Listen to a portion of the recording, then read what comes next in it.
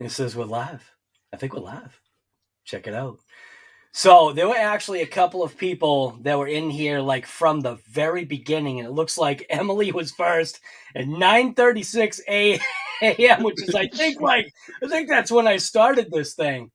We had Challenger Studios, George McFly, and then obviously it just kept on going. Vito, Stews.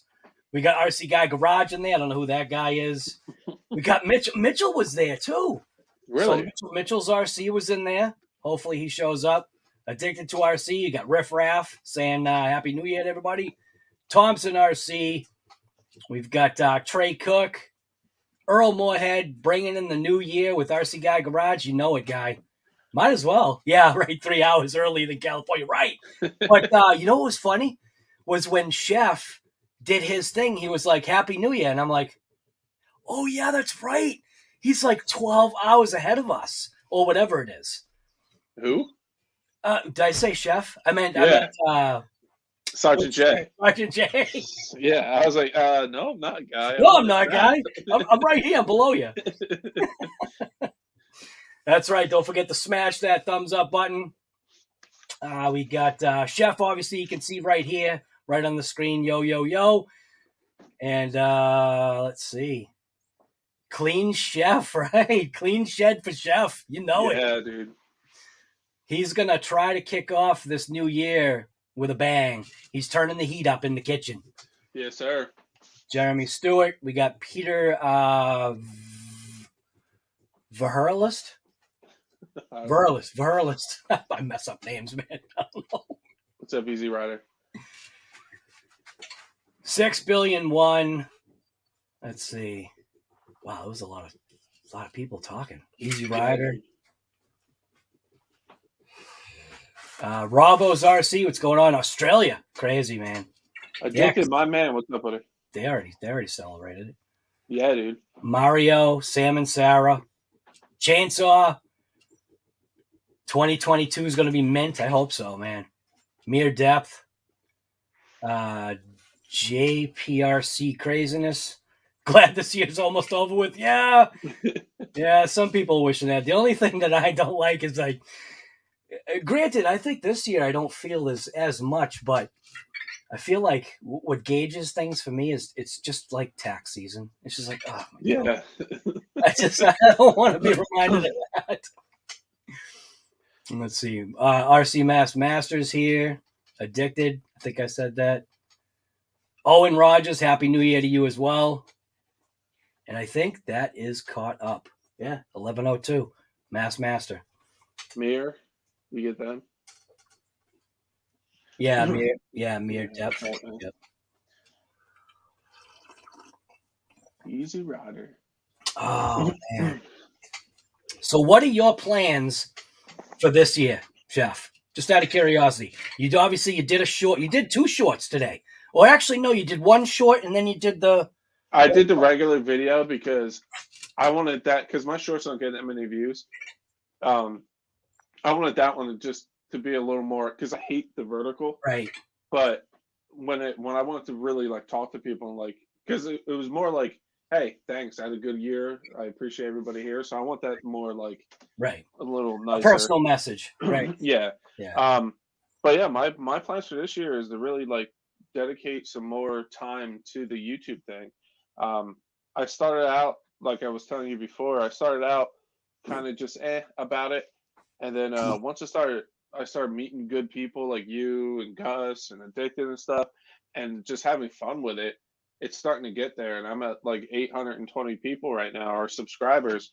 And like, I'm like, you know what? I'm having a blast with this. Let me put some more effort into it. So I'm definitely going to dedicate more time and try to get more consistent, because I'm so sporadic with my uploads, but I got to get more consistent. So that's really my goal for this year, is just get more consistent, because I'm going to hit 1,000 this year. I know that, but I want to see how far I can get. You know what I mean?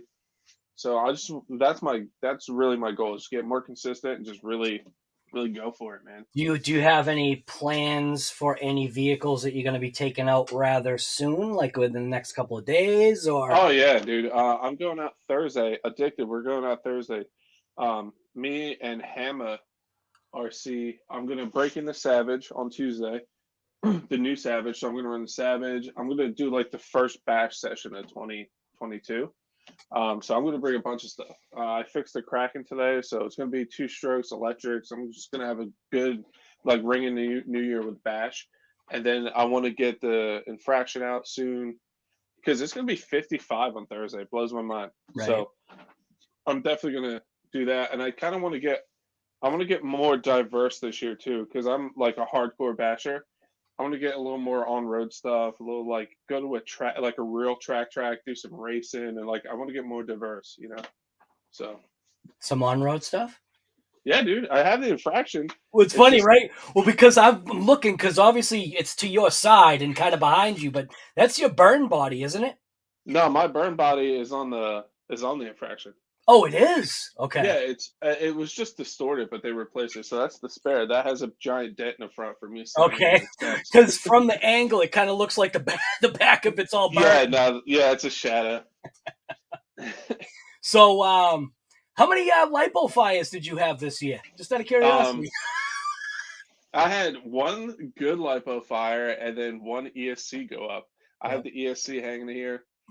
So hopefully this year is no fires because I'm getting tired of those. Yeah, for sure. I can't run with addicted because when addicted's involved, my stuff goes up in flames. He pushes you just that little bit more. Come on, guy. He's like that little evil guy on your shoulder. Come on, Yeah. got this. Well, you seen the first the infraction going up. He jinxed it. He goes, hopefully we don't have a fire, and I had a fire. That's crazy. You're down for Thursday? Sweet. And what then about you? I've had 0 fires. What about like your goals for this year? Surprisingly, my goals? Yeah. I quit. That's it. This is it. This is the. People were freaking out because I did that thing where like I'm never going away. I think my goal is just to trying to keep that positive attitude. I'm definitely realizing that I enjoy the interaction. I've been changing things up a little bit, geared now things to just doing speed rips just at that one spot. I know it's going to get monotonous, but it's funny because you watch how people react and different people get pumped up. You can see how they were before, and they're like, man, I wasn't sure about the speed jump spot at first, a couple of cars that you had, but now I'm into it. Now I want to see every car you've got go over that because, like I was saying, it gives a one single thing that will never change, and it's that area.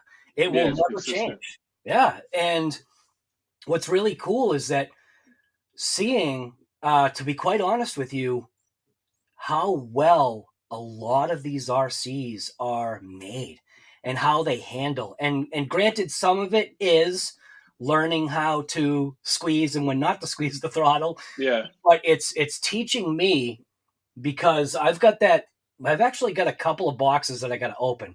But I've got that Limitless over there that, like I said in the last video that I did today, I had said that I talked to that guy in the car and I said, I have an RC that has the capability to go, and it has the capability, not that I do, but that car has the capability to go 150 miles an hour. Now, I'm not saying that I can get anywhere close to that, but I know one major thing that I have to try to do is I do have to find a speed run road, something that's safe.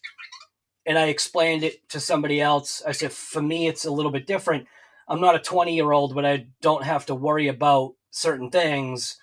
I have a family. I have a business. I have other things that I have to make sure that if I cause an accident or anything, I just don't want any bad stuff to happen. So being cautious, I'm trying to like train myself. And I honestly feel like this little jump spot that I'm doing is teaching me a little bit more of alertness and I guess controlling the RC or not getting out of control. Like when I did Max, I was trying to burn out a 9,000 pack, and I'm like, I'm just gonna go back and forth. Yeah. And I started to not pay attention. And it's like, that was a wake-up call, because 2 times it comes over the hill, and as soon as it lands, I'm like, whoa, there's a car. And the good part was, Earl had made a comment, I think, and he said what he noticed was that I didn't panic. And that's a good thing, because if you panic, there's always that chance that you'll crank the wheel. And if you crank the wheel, the car's going to just go cartwheeling. Oh, yeah, for sure. Yeah. It's so I plan on just doing more of the same. And yeah, you're killing it, dude. Last night, what are you at? You're at 12K right now, dude. That's insane. It's insane. Dude, really I'm happy for you, though. Like, it's crazy. You deserve it. You 100% deserve it. It really is. I will say that a bunch of people had I tried screenshotting things, because, you know, a lot of people have good comments. There's good and there's bad. One thing that a bunch of people have been saying, which I actually really take it to heart now, was the COVID and coffee. And how much, I mean, I've got letters and I've got text messages and emails with people just saying how much they appreciated the fact that I took the time almost every day during that point in time and did a COVID and coffee. And it was because there was that common thing where you were forced to stay home. So why not hang out with somebody? Yeah. And it's cool, man. I loved it too. It was awesome. Yep. I think I have a good question actually for you and the whole chat. Like, what RC that you got this year impressed you the most? Like, which one did you get? Doesn't have to be Basher, doesn't have to be speed, doesn't have to be a $1,000 truck. But what RC did you get this year that you were like, wow, this thing is legit, I'll buy another one? You know what I mean? Man. Because like guys like you, Addicted, Earl, you guys get them more often than I do. I don't think I have an answer for that. There were so many that I enjoyed that I actually don't think that I had a favorite. I think I don't look at it that way. I look at it as just, this is just fun. Do you know what I mean? Like, I like them all in a sense. Kind of that's why I guess I hold on to them, because I think if I came across one that I really didn't like, I mean, the Vortex is kind of creeping up high on that scale of RCs that I do not like right now. And that's only because of stupid issues. But, God, I don't even know. Did I buy the Outcast this year? Was that a this year? That's what I'm thinking too. I'm thinking if I got the Outcast this year, that's 100% my Outcast. Because I'm thinking I did. If the Outcast 8S came out this year, then that's the one. Yeah. If it came out the prior year, I guess I can't call it that. But yeah. No, I'm with you on that. I was thinking the same thing. I was like, I'm not sure when it came out. That's the crazy part about that whole 2020 was that a lot of people lost time frame. Yeah. Like you don't like remember things. You know what I mean?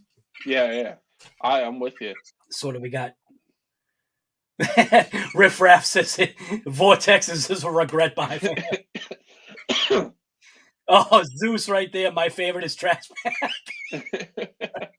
It definitely brings the most controversy to the channel, I'll say that. The Losi DB Pro, Crispy said. Earl says now see, you know what's funny? You asked a question, what was the best? Everybody's answer was the Yeah, either way. Like Earl right here, the EXB Roller 6S was the worst for him. Yeah.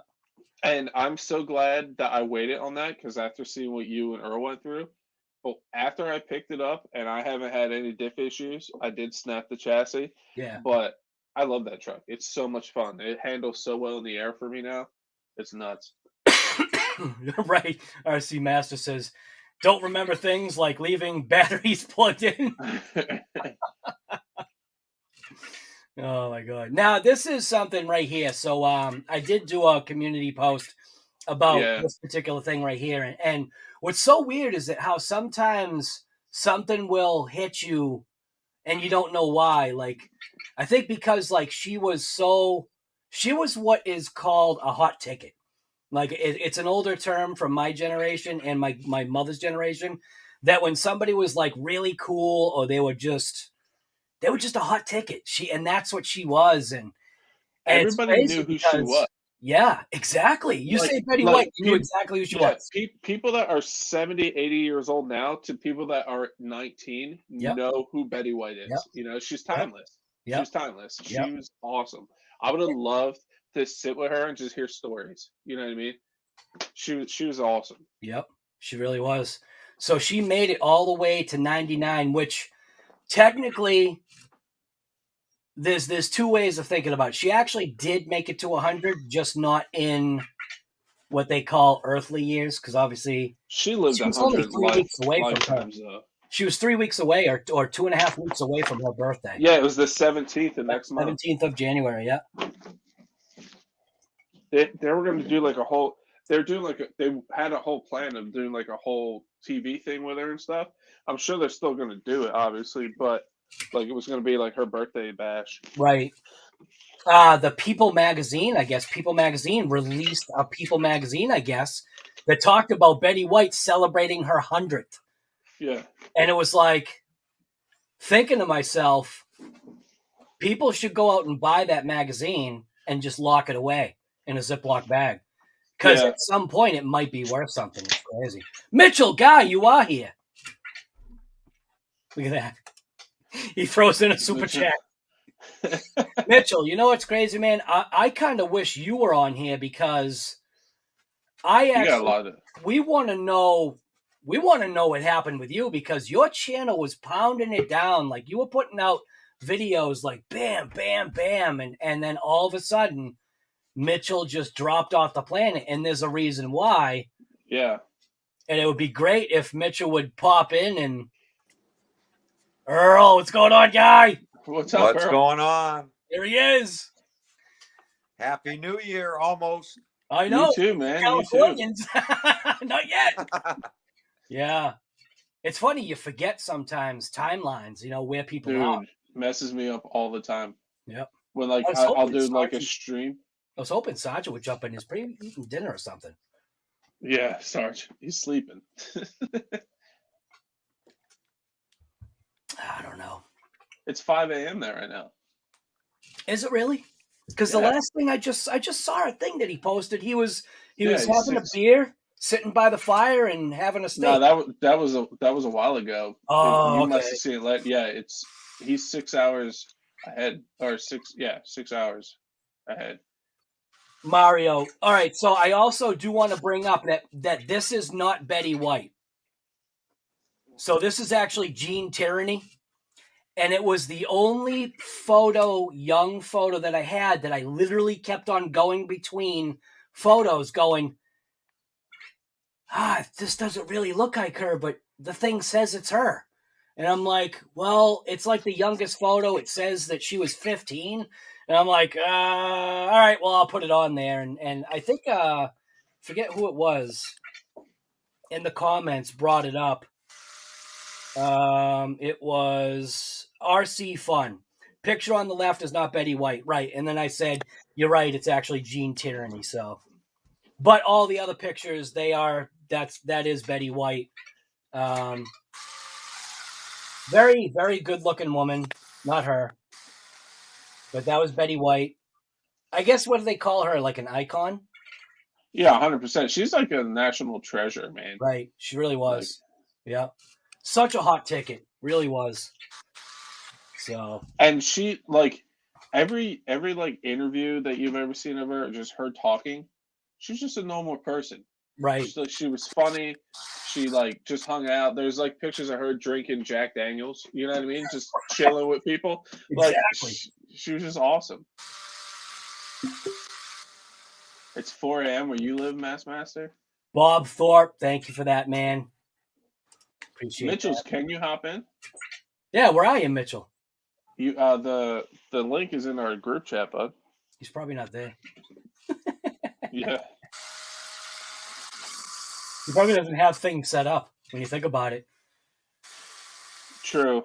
So Mitchell had a catastrophic failure in his house. His house is his house built in like the 1800s? I don't know how old it is, but I know it almost fell to the ground. His house is super old. So the exterior structure of the house was totally fine, but I guess his first floor dropped, which then subsequently dropped the other floors too, right?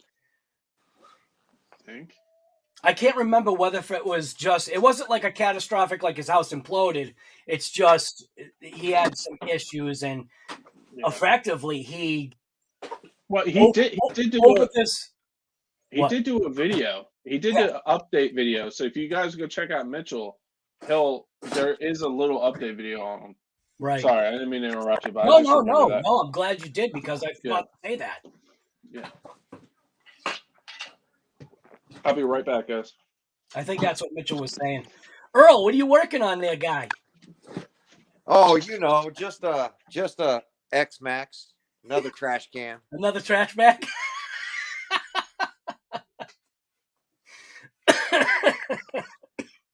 So I obviously, it's been 6 years. Right. Saw that video that you put out on your X-Maxx, and you found a broken cup. And it still was driving, right? Yeah, it had never fallen out, still driving perfectly. I don't know. I can't explain it. That's crazy. RC Guy Garage, are you unboxing? I will be, yes. Yep, I definitely will be. Just getting things going. Got 65 people here. Holy smokes. There's a garage YouTube guy called Derek. Yeah, Vice Grip Garage, right. One of his builds is called the Betty White. Oh, wow. Yeah, Mitchell right here, close to losing the house. Was close to losing the house, but I got it almost done. That's insane. And the fact that you did it all by yourself to fix it is impressive. Right. Like, that people would have a whole freaking crew in there, and you got it done relatively quickly because we obviously in our group chat we see more pictures and stuff, but that was impressive. You did that all by yourself that quick too. Like, that's pretty quick for just one dude. Yeah. He must have been really dragging himself out. Yeah, really. Seriously. Because his house is not what you call a normal house. It's a balloon frame house. So it's just a different style of building than what things are done now. And I don't know, man. I think that's almost a testament too, though, of construction of older houses, that they just stand. Yeah. Do you know what I mean? Yeah, he had the whole inside implode, and the house was still standing, Yeah. It's no joke when you see the Wizard of Oz and that house lifts up and it's yeah, really. Hold together. Hearthstone just got a 2021 Bronco TRX. Yeah, it's awesome. You heard more about the live from Earl's video. Uh-oh. That's funny. Yeah, I don't know. YouTube's kind of been messing things up. There's actually a ton of comments that I've been screenshotting lately, because it's either YouTube is deleting them or people are typing something and then maybe realizing as the video goes further along, they delete their own comment. So at some point, I'm going to do a video, which hopefully a lot of people are going to pay attention to see if their comment was one of the ones that was deleted, because I've got a ton of comments that I just want to see, like, from the people, did you delete your comment or was it YouTube? Because for a long time, I know with Earl, it was the same thing. There were a lot of comments going to Earl and my channel, and we caught it, and YouTube was deleting it to the point to where we couldn't even find the fact that there was ever even a comment. Yeah. Wow. It's weird. We would go into the YouTube studio, we'd check the spam folders, all that stuff where comments are held for review, whatever it is, and there was nothing. But we got the screenshots. Yeah, we had. What I don't like is we don't have a choice. Right. Yep. I don't like that. I don't like that at all. It's our channel. You know what I mean? For somebody to pull down a comment, it's one thing to hold it for review and us not catch it. It's another thing to just remove it completely and not let us read it. Right. Yep. And that gets it gets annoying because some of the comments, like you can see the person said nothing wrong. Yes. And how it was discovered was I commented to Earl and my comment got deleted. And that's how I knew. Yep. And I was like, Earl, did you? He's like, come on, guy. Yeah, that's weird. Yeah. Yep. Yeah, it's definitely not right. Hey guys, don't forget to smash that thumbs up. That's right. We got 74 watchers. We got 49. Slam it. Oh, and I downloaded a plugin for Chrome, so I can see if we get. I saw that. Because on my lives, I like to see it. So you know what? I if you can, I don't know. Oh, you know what? I probably is that something I can put on my computer? Do you use Google Chrome? Yeah, I do. Yeah, you just go to add the YouTube thumbs down. Okay. Or whatever. I'll send you the link. Okay. It's a plugin you can just download. You have no thumbs down right now though. But that was my favorite part of live, so I could finger gun and never can see it. So now it's fixed. It's pretty legit. Right. If YouTube finds it offensive, they pull it. What's crazy is that my comment to Earl was there was nothing offensive about it. Nothing at all. Nope. And a lot of the comments, because we can see it. It's funny. We get the notification. I've even responded to it, hearted it, and answered it. And then they just removed the whole thing. Yeah. Dude, I actually had that before. I had that a couple times. Obviously, I don't get the kind of comments you guys get, like as many. But like, there's been a few. Like, I see someone comment, and I try to comment on it, and it's already gone. Or what are you talking about? I get comments of people calling me an idiot all the time. No, I'm saying you guys get more comments than I do. So, you know I'm messing with you. Yeah. But like, that's I know exactly what you're talking about because I'm like, I feel like a jerk. I'm like, hey, this guy had a good question, and like, I'll go to the video, I'll scroll through it, like I can't find it. It's just gone. Right. And the sad part is it's like some of those comments are rude. You know what I mean? But they don't remove those. Right. Yeah. We had one guy, I can't remember his name, he was commenting on my channel saying you were taking down all his comments. Curtis. And they were getting removed off my channel as well. Curtis. Yep. And I was now like, he's man, gone. He's 100% gone. Yep. We normally don't remove anybody's comment. Nope. It's not worth it. It's their opinion. Exactly. And that's the whole point is that like what we've said, everybody's entitled to whatever they want to say. Yes. Unless they're like, I have vulgar about it. I have only once deleted a comment thread, but that was because the individual who was an adult was actually attacking a younger kid. And that person got axed. That was it. Like that was different, but that was a totally different situation. No, and I agree. I always took them down when they were related to my kids. That makes sense. I would remove those. Yeah, 100%. Right. Yes, right there, mere death, the grease monkey thing. Yep. That was the one. Guy got removed. Yep. Yeah, look at that, Thompson right there. Yep, had a guy asking me questions about the Big Rock, and YouTube deleted that. This is so wrong. Yeah, it's weird, man. Yep. You know, it's funny, and look at the stuff that YouTube will allow, though. Yeah. Dude, I know. Come on. I see some of it, I'm like, really? Yeah, right. Yep. Alyssa, Earl is, if you like that wide kit on the X-Maxx, I will buy it. Perfect. Yeah, I don't know if I'm going to like it. I love the X-Maxx the way it is.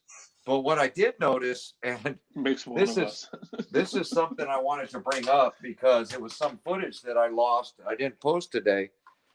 Look at the flex on this. Wow. Holy crap. I mean, I can almost squeeze them together. Well, that's because Traxxas was talking to RPM. I think, didn't they buy RPM out? You're gonna bend shock shafts, dude. I think it's gonna snap diff cuffs and bend. Yeah. I don't know about shock shafts. I haven't had one shock shaft issue. Can you bend one of the factory arms that you took off right now?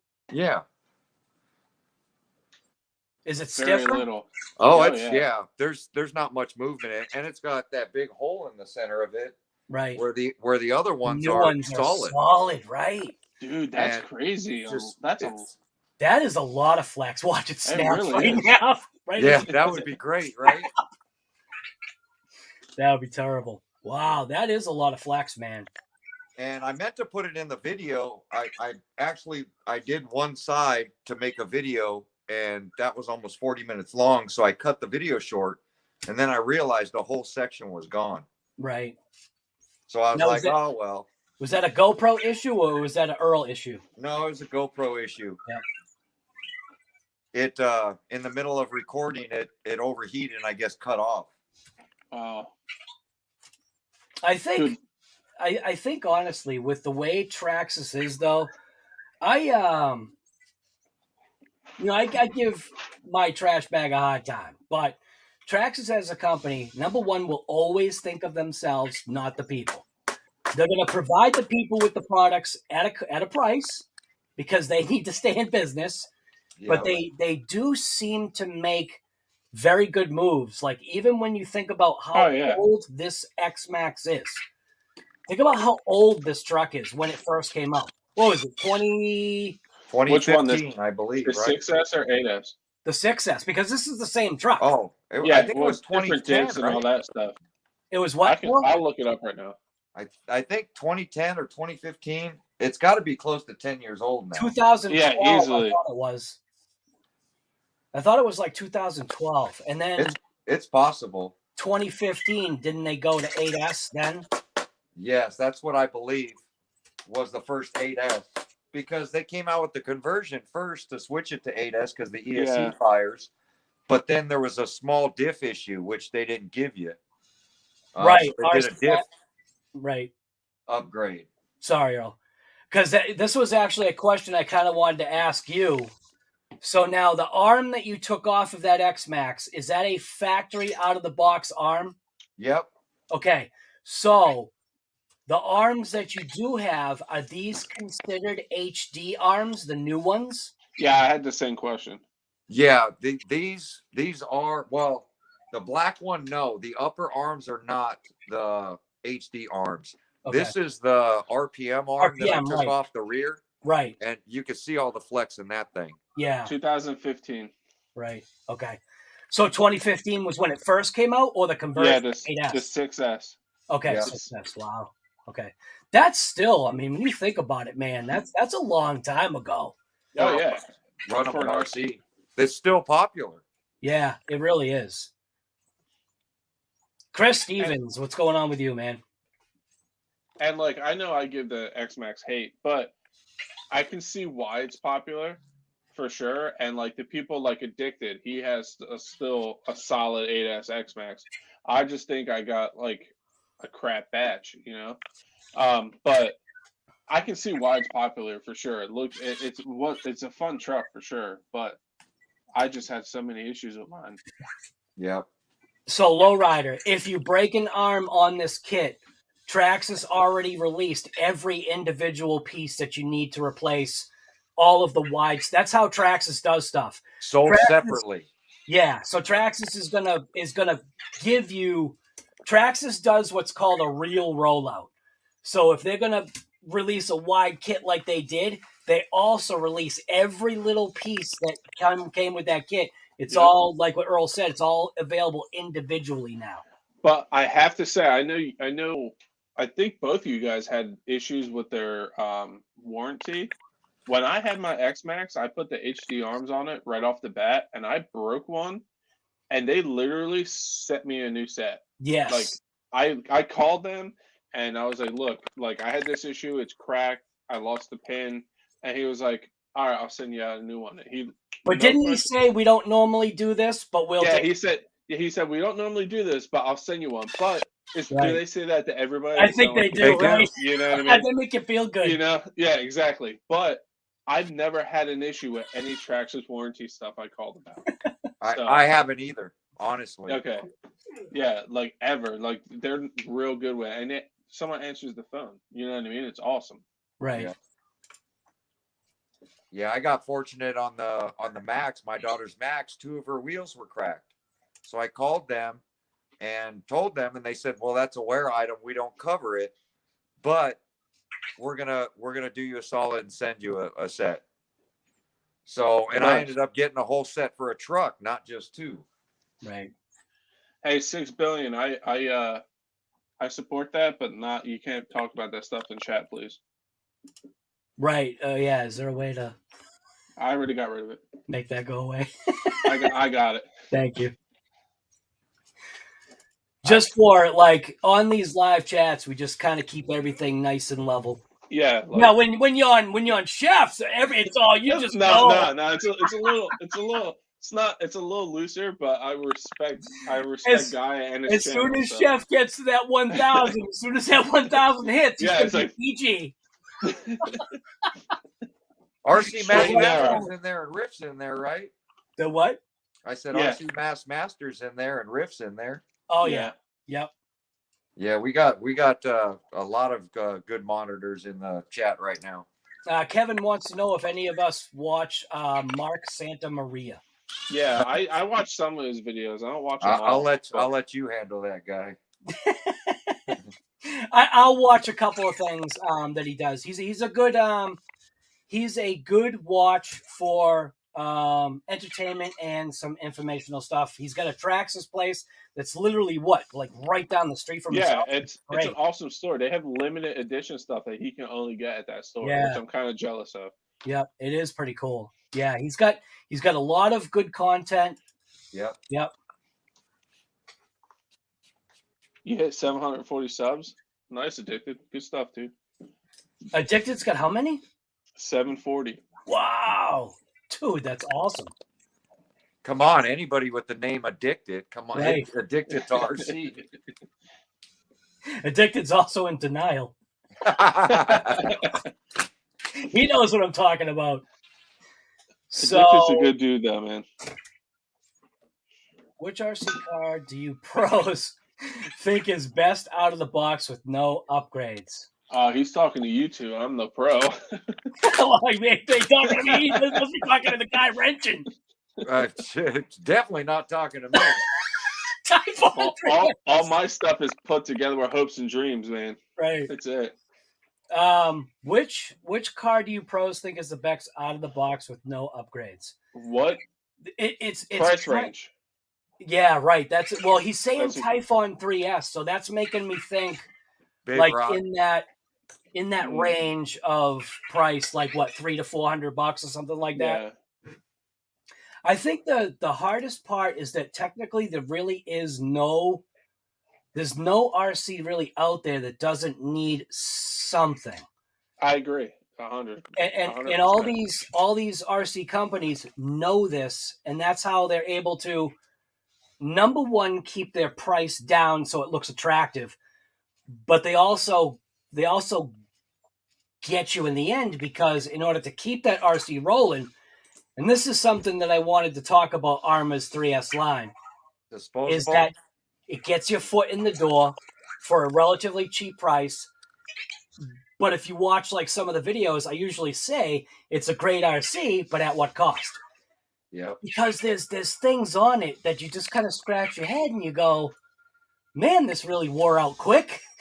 But you only paid $300 to $400 for it. That's why. Yeah. Yep. So it is tough actually to answer that question. I don't really think there's any RC out there that doesn't need something at some point. It'll be even like because I was gonna say, and people will be like, "What?" The Traxxas. Well, actually, you know what, Earl? What is your opinion of the Haas? I mean, I haven't had any issues with it. My daughter loved it when it came out, and she played with it for a while.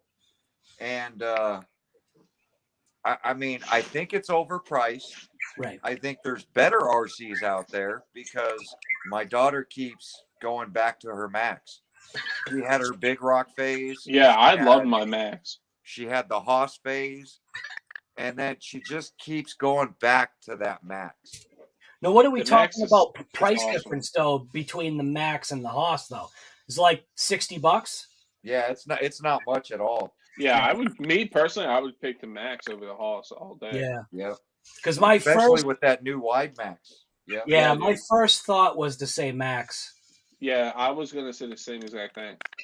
Right. RC Master right there saying the Max is a beast. Because it is. It really is. Yeah. It's such a fun truck. It is. I mean, you know, the V1, we put some money into it. Me and Guy, we bought axles, we bought, you know, hubs. Yeah, I put the in wide back. Max I bought kit for on my mine. daughter. But once you got over all that expensive stuff you had to put on it, it became bulletproof. You know what? And Earl is saying it right there.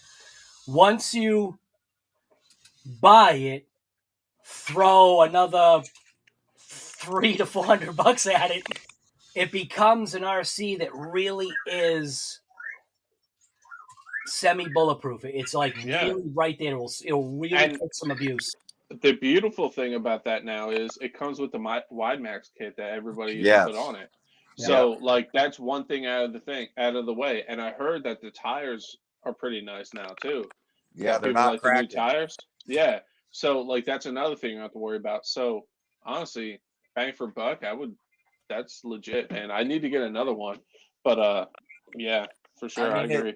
The new one doesn't drive anything like the old one.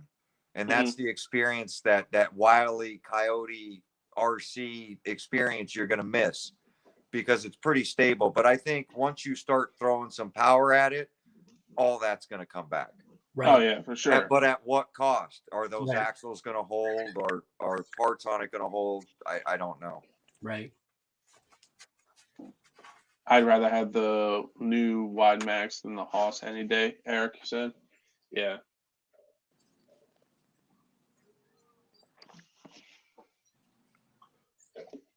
Max on 3S is a great beginner basher. Yeah, dude. And like the beautiful thing about the Max or a Traxxas product is parts are so easy to come by. Even with shortages, you might wait a little bit, but they seem to come back in stock way more often than anything else. And I think that's because Traxxas uses a lot of the same parts in all their RCs. Yep. No, 100%. Yep. Yeah, and like Guy said, before this white kit even came out, they had a whole parts list up there, individually sold. Yep. I mean, they're planning on breakages, you know. Yep. Where Arrma does a drop, you can't find any parts. You can't even find the RC. Yeah. They're usually sold out. And then, you know, we got to wait 8 months for a diff or, 3 months for a set of rear tires for a Felony. I mean, with Traxxas, you just don't have that issue.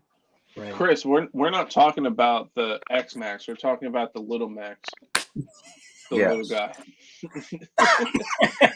Because I'm not going to lie, I like my Max more than my X-Maxx. So. Yep. Mir, you're talking about getting a laser nut or a Felony. Now, out of curiosity, why a laser nut? Because that's like the laser nut or the Felony. It's two different sides of the spectrum. You want to go fast? The Felony is a great car, but I think it's more. The Felony, honestly, is more looks. Yeah. Yeah. Laser nut is a stretched DB Pro. You might not like it as much as a DB Pro. I mean, I like my Monster Nut, but that's because it's converted. But that higher center of gravity does change the way that RC drives. It's definitely. I can see that. Yeah, the DB Pro, like I've said, that is my most favorite car. I mean, it seems like everything that I do to that thing, it just doesn't care. Yeah, dude, that thing really impresses me. Every time I see your videos on that, I'm like, I might need to get one of those. It drives so it'll be. And here's the thing, now I laugh because you're the kind of person to me when I see you're the big car kind of person. I feel like you're the Monster truck, you're I get it. It's gas, the fat joke. or Right? you know, I guess. you're the big guy. Yeah, no, But, I'm kidding. So like a DB Pro in your hands will be like a little Yeah. you put a quarter in the machine and crank it, out comes a DB Pro. You know what I mean? Dude, that'd be a cool unboxing. I'll make it look like he comes like I'm gonna get a new RC and have it come and just hold it. Hey, look what I pulled out of a little egg. Yeah, it's DB Pro. Awesome unboxing. The DB Pro kind of messed me up a little bit because the DB Pro made me feel like I was a way better driver than I really was. Yeah. So when I drive the DB Pro, it's just like almost everything that happens to that, it almost feels like you're the one that caused it to straighten out, or you're the one that caused it to, And meanwhile, the truck's basically driving it. Yeah. And that's not the case. I think that I'll take you up on that, dude. I'll definitely borrow your DB Pro and run it for a while. You know what's crazy? I actually had. See, I gotta be careful. Make sure my wife isn't watching. But on the old device here, somebody, and I'm always looking. And why do I look? I really don't know. I have no idea why I always look. But I saw this come up. This thing is almost brand new. Wow. The guy only wants $300 for it. Really? With a battery. Granted, he says, it's the typical Craigslist ad. Yeah. You know what I mean? 2 runs. You know what I mean? Twice. It's on the shelf. It has more dust on it than dirt. I know what I have. Right. Yeah. But for that price, that's a great price. Yeah, it really is. Yep. Garage kind of disagree. I've seen the head. Hold on. You guys think? Yes. To answer that right there, Harold Duggins. This is definitely what I think, and the guy down below I think is on board with it too. Do you guys think Traxxas is going to come out with a wide X-Maxx 8S? Yeah, 100%. I think they're going to come out with a stretched one. I think they're going to do the same exact thing as they did with the Traxxas with the Max. I think they're going to stretch it, and they're going to have the wide Max kit already on it, and it's going to be an RTR ready to go and right out of the box, stretched and wide. That's what I think. I'd have to wait for the numbers. Right. Yep. But that's what I'm thinking. Everybody wants to know how many wide kits sell. Right. And how many survive. Yeah. So, like, what did Traxxas put out this year? Because I remember sitting a year ago, last year, me, you, Gus, and a few other people were on the live talking about, like, man, I wonder what Traxxas is putting out. What did they put out? I know they put out the Drag Slash. Yep. What else? The Haas. Well, yeah, was it the Haas or was the Haas? See, I'm with you, guy. I can't remember 2020, 2021. Dude, 2020 is such a blur. Yeah.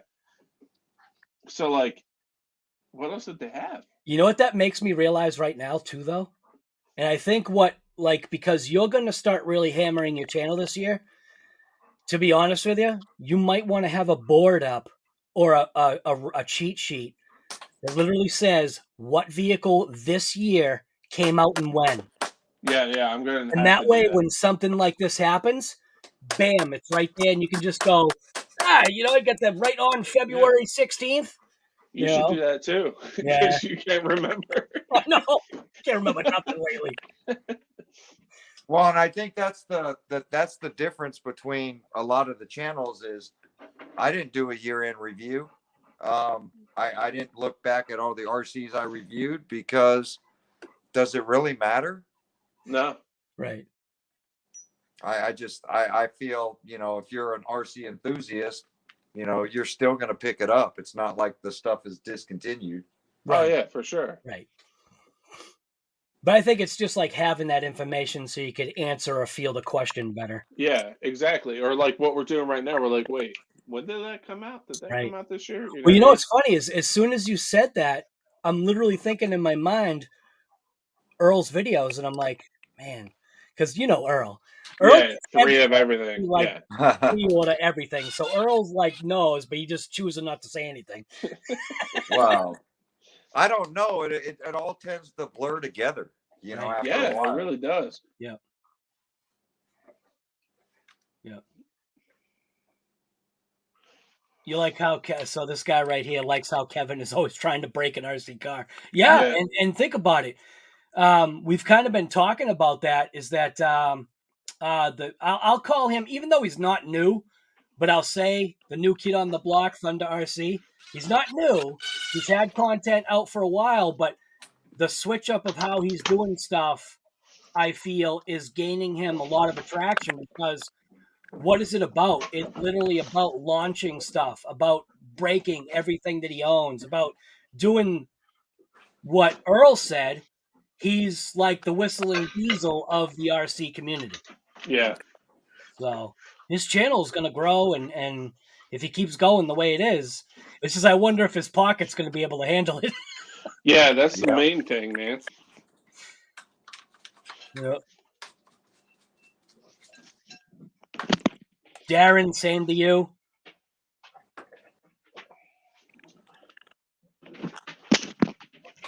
People that get the wide max are going to, yeah, when it goes out of control. Yeah, but you know what though? That's any RC, just about.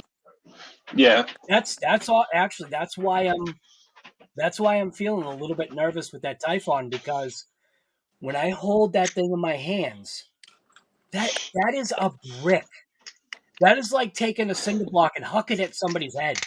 You know what I mean? It's like, ooh. It's like just driving an X-Maxx. It's just like driving a cinder block.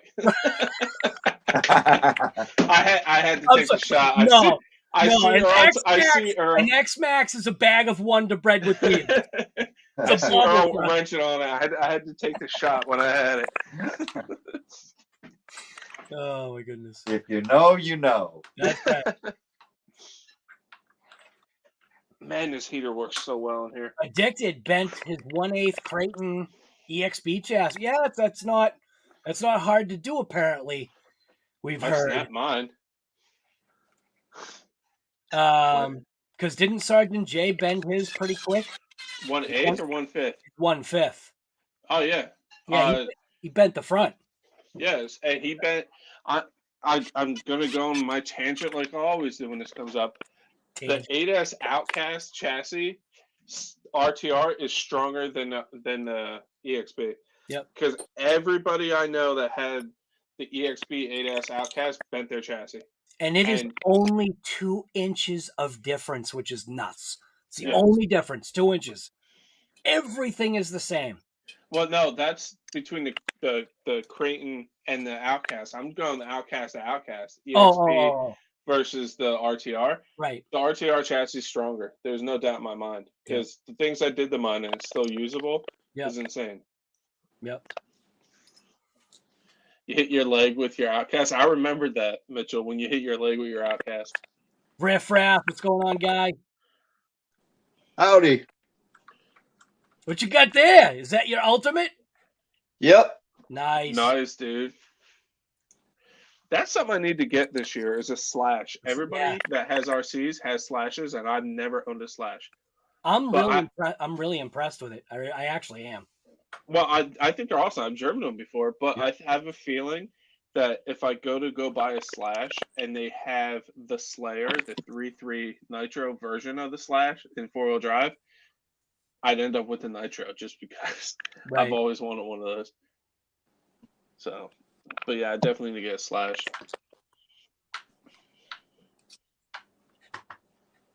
You're tired of breaking stuff, so you got an Axial SCX 24. Nice, dude. Somebody else said that too, didn't they? Somebody was like, I'm so tired of breaking stuff, I'm just going to start crawling. Trust me, you know what's funny is that if you're a similar kind of person, you will end up breaking the crawler because you're going to get bored. You're going to do stuff. You're going to try to launch it off of things. You're going to do endos. And yeah. Well, that's like stuff. when me and Addicted first met, at Hobbytown, we were crawling. I brought my Capra, and my reverse wasn't set right. So I went to pop it reverse. I actually jumped off the top of the crawling course, slammed into the ground, and broke my lead off of the ESC. So it definitely does happen. Right. It's just rare. Thunder RC got sponsored by M2C and someone else too. I forget who else. Bars and Tone. Well, Bars and Tone might. I thought he was already, wasn't he? Yeah, because like Duper Dash or Duper. Oh, Duper Dash. I got him confused with Duper Dash as well. Yeah. But yeah, that's dude. I need to start doing that because I need to get sponsored by M2C so I can get the parts that I buy from them. You already buy them? Yeah, I already buy them. You're already buying their stuff. Yeah, but I don't have to. The beautiful thing is, though, I don't have to rebuy their stuff. So that's why I keep buying their stuff. Right. So I need to start sending them stuff like, hey, look, I like your product. Heavy Metal launches his crawlers. Yeah. I think isn't that what Kevin T does too? Kevin got TRX Sport that he's modified to 6S or something crazy. Yeah. Yeah. He brought it to like a crawler course and he got bored, so he started trying to do a backflip with it and stuff. I respect it. That's awesome. Yeah. I had a crawler briefly at Deadbolt and learned like bashers. I sold it. Hey, dude, everybody has their thing for sure. Yep. Yep. Yeah, Addicted, that's going to be insane when you launch that 6x6.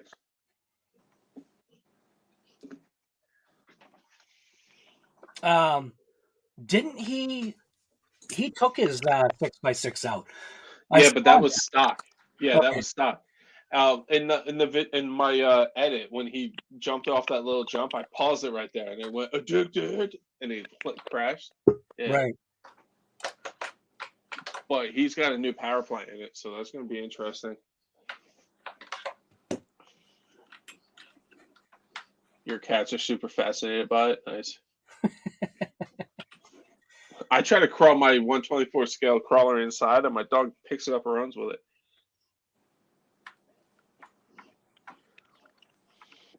I low center gravity chest and get some good parts for my slash. So what's your hopes for the RC stuff this year in 2022? Like, what do you want to see happen?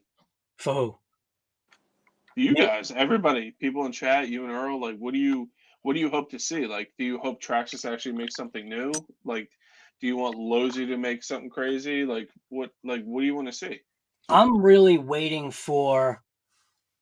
Okay, so everybody keeps saying to get the Techno MT410. Yeah. They say it's a great truck. Sergeant J loves it. I'm waiting for version 2 to come out, and then I'll probably get it. Mm-hmm. The other thing that I had thought about, I wasn't really impressed with Sen this year. Mm-hmm. I really thought, I mean, a lot of people do like that, Ford truck, and I like the idea of it, but it's still just a crawler. It's a tow rig. Yeah. It's not something that, in my mind, is like what the three of us here do right now. Yeah, there's no need for me to get it. I looked at them; they're cool, but serves no purpose. So I was hoping to see Sen come out with another nice hit, a revision of something, a V2 or V3 or whatever the heck they're on. They got the American Force version of their Sen truck. That is what I was going to get, but it's always that thing. Like, even when Earl was coaxing me to buy trash bag, I was just like, dude, I know as soon as I click buy it now, Traxxas is just going to come out with V2 or something. He's like, nah. Yeah. He goes, Traxxas has no reason right now to change the X-Maxx. It sells all the time. It's true. There's no reason to. It holds up. Everybody knows its issues. The issues are already readily available and fixed, like just by RPM rear hubs, and Traxxas is doing some upgrades themselves for it. The HD arms, the whole everything. You know what I mean? Yeah.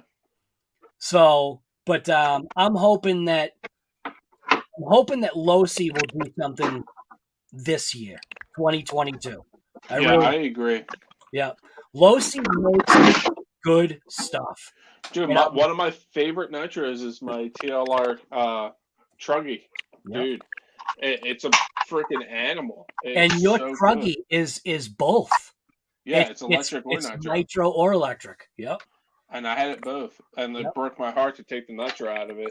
But I put it back to nitro. But like, it's nuts. And what's it called? Someone said Kavik. I think that's how you say it. Kang. Is it already New Year's? No, Alexa, we got 1 minute. Alexa, what's the date? Today is Saturday, January 1st. Happy New Year. Happy New Year. Happy New Year, guys. Dog freaks out. Happy New Year, everybody. Happy What? New Year. Oh my God, Alexa's actually doing something. Freaking my dog out. Kavik Kang said that he or she wants to see a big 8S Revo. Honestly, if they released a fifth scale Revo on the 8S, I'd 100% get it. Yep. 100%, no doubt in my mind. See, my hopes are way different from everybody else's out there. Because the biggest thing I said during COVID was the best thing that ever happened to RC. Because people were forced to stay home, they were forced to get back into their old hobby. Oh, yeah. New people. So my hopes are that people back to work continue to support this hobby, because that's what made it grow so much.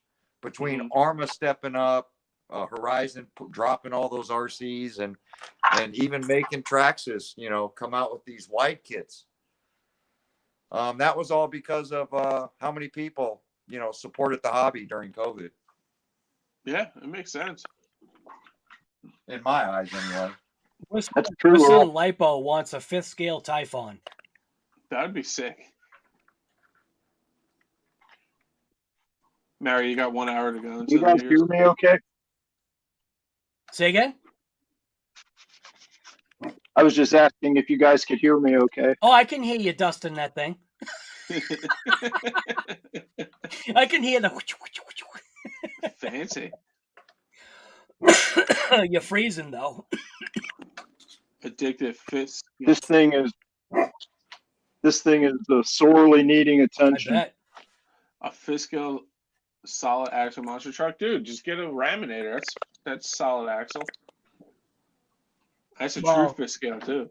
He probably means not something that's $3,000. Well, no, the new V3 is 3,300. Oh, okay.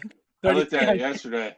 It has new servos, dude. I want one so bad. I have nowhere to put it though. Wow. Oh yeah. You got no, but you have to build yeah, we were already talking. You got to build an addition this year, right? Or I would just sit on the Raminator as a chair. I mean, I like the new C10 body, but I like the new color on the new monster truck from Raminator as well. So yeah, the black Dodge body, right? Yep. Yeah, dude, that thing's sick. And the electric conversion's awesome, but there's just something about that truck. I feel like it has to stay two-stroke for me.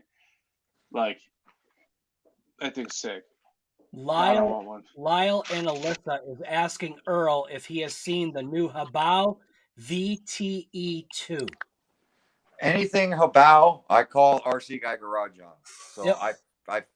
But I have seen people setting them up as road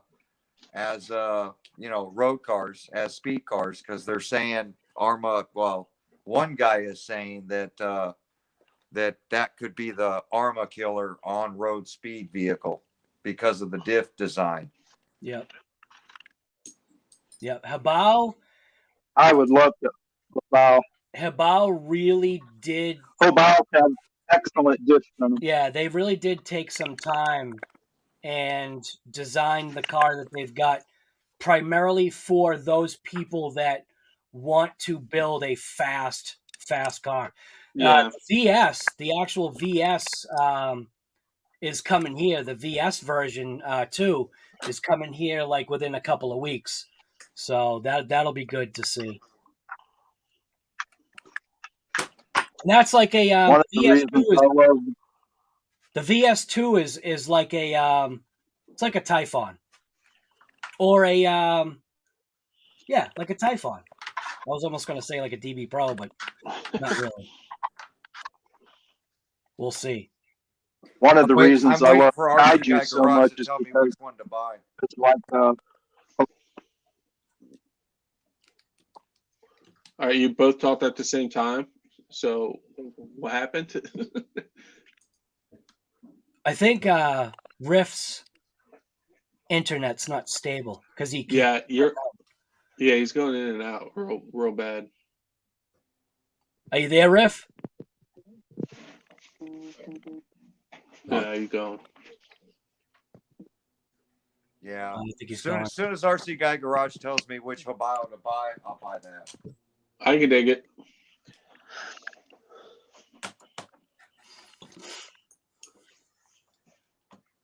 Red Cat Camo. Now, you know what's funny is that vehicle right there.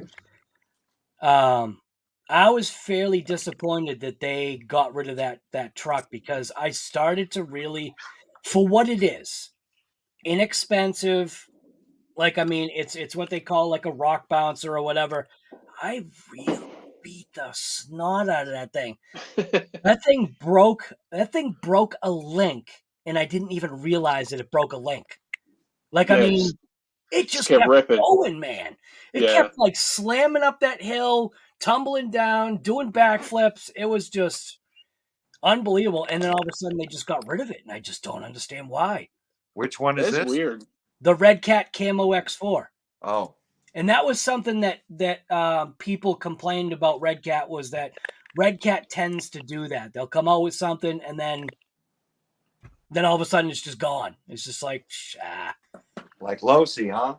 Yeah, yeah, yeah, and like the mysterious Traxxas Short Max.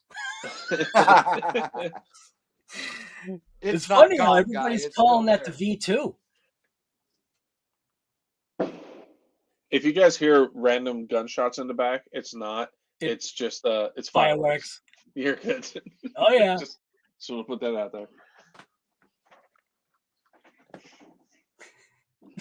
When we start hearing the yeehaw, yeah, that's when I'll mute for a little bit. Casey Benson, guy, what is going on, guy? Dude, how you been, man? He's doing good, man. He's been really, because obviously he chopped his leg off, and he's been doing awesome, man. Well, he said that because we had talked kind of like off, and it's freeing to him. Like, I mean, and it's crazy to think that, but he was dealing with so much, man. Yeah. He was dealing with so much with that. Nice. You got a SKYRC GPS? Yeah, those things are mint. They really are. AKA gunshots. Probably. Sometimes. If you hear something on the roof of his little shed here, tink. It's just that's not acorns. Shot pellets. Those aren't the acorns. Vince Vargas, right. Loved the Camo X4. Yeah, it really was a cool truck. So I was actually in contact with Red Cat. Red Cat's actually going to try to find me my parts that I need. Red Cat is going to. Really? I literally contacted them through email, and what it was when my Kaiju, the V2, took had an accident. I called in for warrant, or not called in, emailed for warranty for it just to see what was going on. And the way they ended their thing, is there anything else that we can help you with? And I just went, yeah, okay. Well, as a matter of fact, the Camo X4, you guys got rid of it. I'm having a hard time finding parts. And they literally just said, what parts do you need? We'll locate them. I was like, wow, okay. So that's good if they can locate those parts. But that also makes you realize that, well, I mean, if it's going to take them to locate it and you can't yourself, that's kind of rough. But are they actually going to do it, or they just say that to shut up? We'll see what that's how I look at it. Yeah, we'll see what they say. At least they made that kind of, Yeah, they made the effort at least. Effort, kind of right. Yeah, like Thompson RC. Yep. Yeah, neighborhood's good enough for fireworks. Yeah, mine too, dude. It's crazy. Casey Benson, Oakland, CA is going to be like Vietnam in 3 hours. Yep. Well, I'm sure we'll probably start hearing stuff. We'll hear stuff on Earl's live here soon. We're gonna hear people doing burnouts, donuts right by his window. You can't hear all the trees being all the leaves being tossed out here. We all need to get sponsored. Nah, you know what? Actually, no, I don't need to get sponsored by them. Chef does. I don't need to. Bad. Yeah, me either. I need it. Stews, man, I appreciate that. Hey, you ain't wrong, man. I hope all of us, everybody here has an awesome 2022, man. Yep. With whatever you do. Doesn't have to be RC, just whatever it is. I just hope that everybody has an awesome 2022. Just life in general, man. Yep. Yep. From here on out, everything's just going to get better. That's what it is. If Arrma skip the 4S lineup and go straight to the EXB. Huh. Yeah, weren't they supposed to announce that already? The 4S lineup? Yeah. Yeah. Earl was, I think, and I shouldn't speak for Earl, let him say what he thinks about the 4S lineup. I mean, the 4S lineup is now the 3S lineup. You know?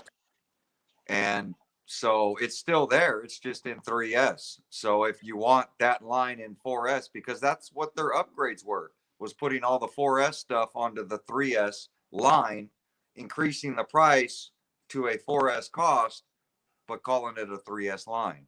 Yep. Yeah. And then they X'd the 4S line. Yep. Because now the 4S line, what did that consist of? Only 2 cars. There's only 2 cars right now. In the 4S lineup for Arrma, there's only the Kraton and the Outcast, right? The Kraton and the Outcast, yes. Those were the only 2 that I could remember. Yep. Well, they had a Notorious too, but that was just an Outcast. That's all it is. Well, yeah, that's in the 6S. They didn't make a 4S one. They didn't?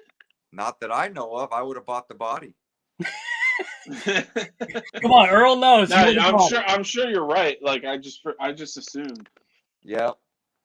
You know, in the 4S line, that brown body on it, you know? Yeah. It's because that Chevy brown. Yep.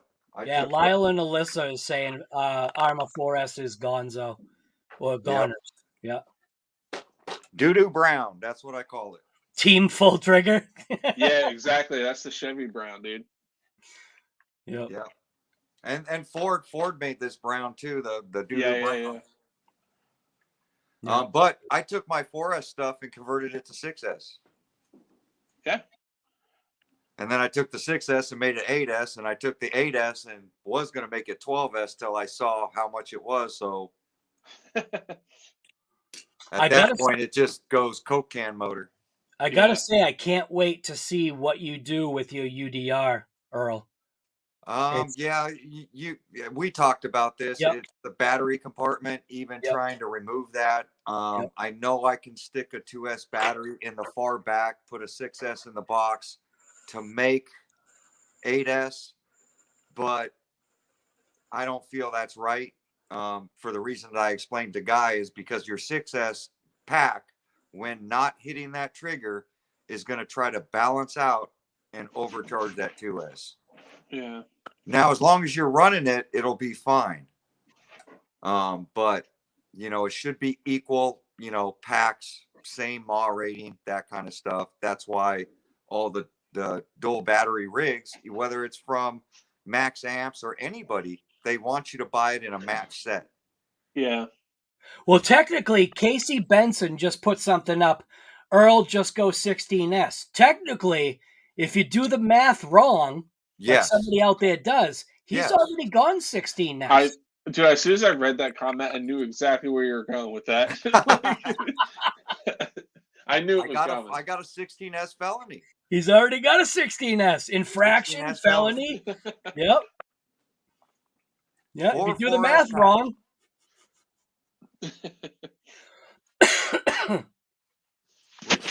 Which that one should be leaving soon, and we got another dual motor build being done. Right. JPRC said he thinks the 4S line is going to be released as a released as an EXB version. Like all 4S line will be EXB. I don't know. I can't see it because Arrma what went on sale for Christmas. Yeah, the EXB EXB rollers, they were giving them away. That thing got such a bad rap. And I don't blame it. Me and Guy bashed that thing. And it still makes me mad to this day to have, $1,200 sitting on the shelf waiting on a warranty part and a part I can't even buy. Yeah, that's ridiculous what you guys went through. But it's kind of like your X-Maxx versus my X-Maxx and EXB. I had no issues with my EXB. I had nothing but issues with my Your X-Maxx, you could have bought parts at any point. That's true, but I shouldn't have to. My front diff shouldn't have exploded like it did on that one little bash I did. Yeah, but it's hard to say if you hit a rock or, it's the same thing when we bend chassis. When you're falling from that high in the sky. I wasn't going high in the sky. It should break. When I destroyed that front diff, it was like a 4 or 5 foot jumps. It was nothing crazy at all.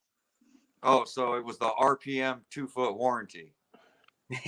Basically. Yeah. It's like, my front diff exploded on like a 4 or 5 foot jump. It was nothing crazy at all. Yeah. But what did you do prior to that 4 or 5 foot jump?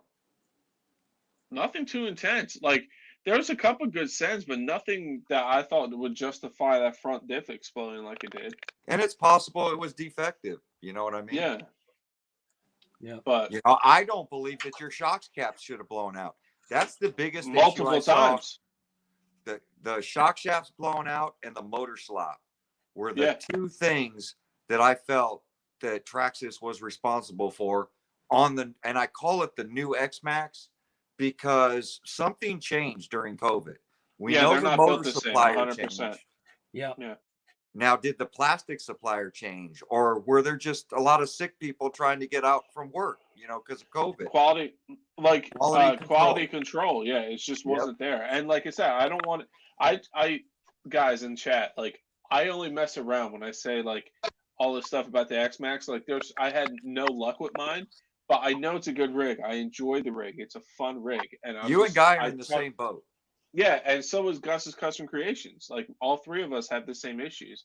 Yeah. But it was a good truck. It's a fun truck. Like one of my good buddies Addicted. He loves his and it does awesome. I just had no luck. Like I don't want you to think I'm hating on just that truck. Like But what's funny is that like what I have said too though is that's why there's Ford, Chevy, and Dodge. Exactly. Because there's going to be something that people like about Ford that they don't like about Dodge, they don't like about Chevy. It's just pick your poison. Right, exactly. Yep. You either want to be rebuilding your front end all the time, you want to be swapping out a motor, or you want to be rebuilding your transmission. So it's like take your pick. Yep. The thing that just bothers me so much about it though is I know how good the X-Maxx can be because I've seen it firsthand, and it just the fact that mine didn't do that just makes me so upset at the end of the day. You know what I mean? Like Addicted, like his is pretty much stock and hasn't had an issue. Kevin Conway put a thing on here. It says the Vendetta should have been 4S. I was surprised that they made it 3S. And what's funny is that I think Earl kind of proved a point just by running his Vendetta the way he did, is that the Vendetta 3S is an extremely capable, solid running car. I've had a lot of conversation with Earl, which is why I have one. I actually have a Vendetta. And that's the reason why I'm doing the stuff that I'm doing, because to get to that, I think, what did yours get out of the box stock? Was it 74? 74. 74. That's 74 miles an hour is fast. Yeah, I just I just had a 6S Typhon. A 6S Typhon that only went 67. Yeah, that's insane, dude. Dude, that looked fast to me. Let's ask you this, guy. Out of all your speed runs in the last week with all those monster trucks, has anything hit 74? No. No. Not one. Not one thing. No. And I think that's where Arrma was going with that. Right. Granted, I am not, and that's where the people will say, well, Guy, you're not on a flat road. But still, realistically, none of those would probably even touch that speed, even if I was on a flat road. Or you were on your roof. Right. Hey, I am the roof slide king. God. Dude, that was awesome. World record holder. My God. Just about every car except for the DB Pro. The DB Pro did not slide on its roof. I think that's the only one. Did the Max slide on its roof? Yes, the Max. Yes, that's right. It did. Yeah. Yeah, it took second position behind the Mad Van. Mad Van. The Typhon slid on its roof too. And that's the great thing. I mean, you showed how far you could slide on your roof, and you know the RC still run. Right. You didn't hit a mailbox. You didn't hit a tree. You didn't hit any moving cars. So I think you did pretty good. And I'm just going to touch back on Kevin Conway's commercial on his comment, because I think them having it 3S is a very wise move, because it gets a younger crowd, or maybe someone like me that's not like ready for a 4S speed, which Earl, what did you get? Did you just go straight from 3 to 6, or did you go to 4S? No, I ran it on 4S. It was 96 miles an hour. That's insane. That's huge. Yeah, that's insane. So Kevin, if you think about that, the car is capable. Earl right now has a 6S ESC in it. So and it's a drag and drop deal. He maintained everything SPEKTRUM, which is crazy.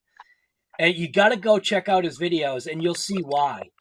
You'll definitely see why. I think that car, and I keep saying when I was talking to Earl, because Earl and I talk a lot about certain things, and when we were talking about the Vendetta before it was purchased, it was like I really felt that this thing was going to be I thought this was Arrma's like an amazing decision.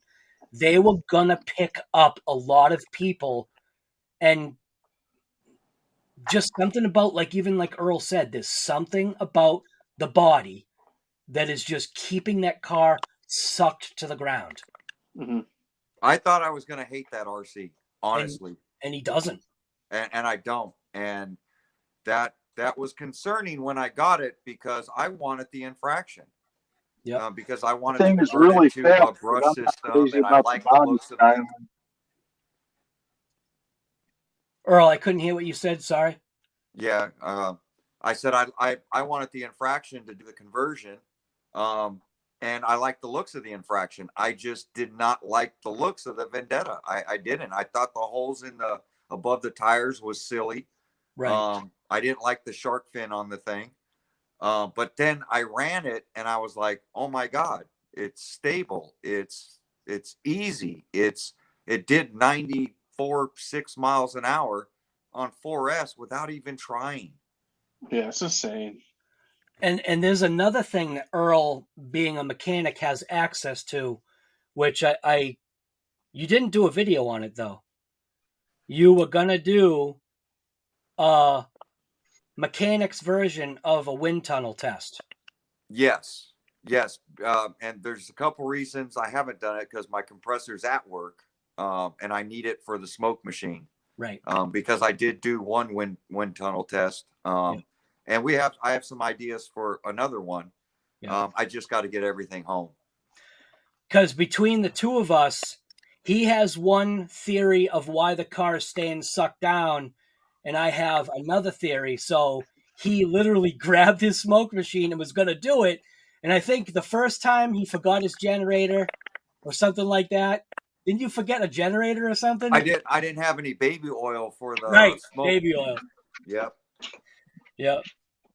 And then from that point on, I didn't have a compressor here, and I forgot that I need to feed air into the smoke machine to generate smoke. Yep. Yeah, Riff Raff says he's not a fan of the looks of the Vendetta at all, and that's where it's funny. That's where the looks kind of don't count. You know what I mean?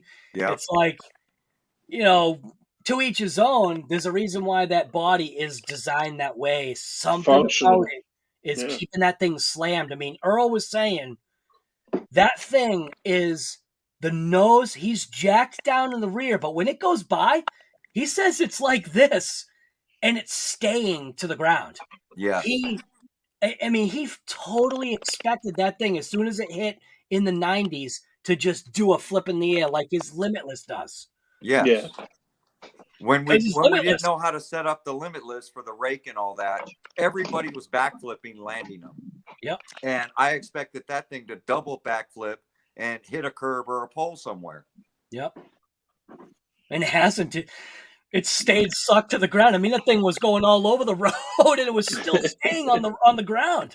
Yep. And even the one with the bad tire, mine, when I got that, I could drift that thing sideways, kind of like you did with your Typhon over the speed bump. You were completely sideways, but had control of it. Yep. And I'll definitely say that it really wasn't much control on my part. When that thing got airborne, the rear wing took over and planted the rear end back down and settled the car down. No, you can't say that, guy. You can't say that because you could have hit the brakes, you could have hit the trigger, you could have panicked, and that thing would have been everywhere. So you can't really say that. It was all Arrma. Yeah. And then you had the like you said, you had the right decision on turning the steering dual rate down. Right. That was the first good decision that I made on that, was just to crank that dual rate down a little bit, which is why I wish the good remote had that feature instead of the other thing there, the AVC. But Lyle is saying, can you pan the camera up a little bit, Earl? Yeah, I'm trying to work on getting the charger working, because it's about to die. They want to see what the X-Maxx looks like with the kit on it. That looks sharp.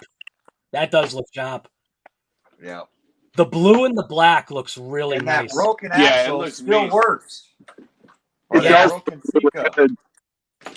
Yep. What's up, Foundry RC? How you doing, man? Foundry's happy here, dude. guy. That looks really good, Earl. Foundry, you coming back in 2022, man? I seen a post that you did a while ago.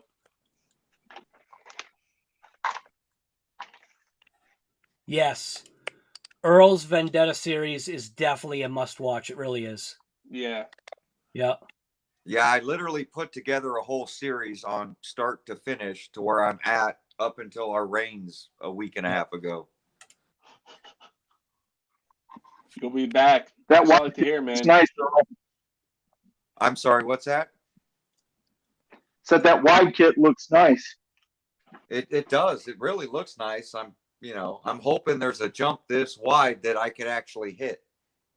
How do you feel about, do you think you're going to bottom out more now that it gives you springs?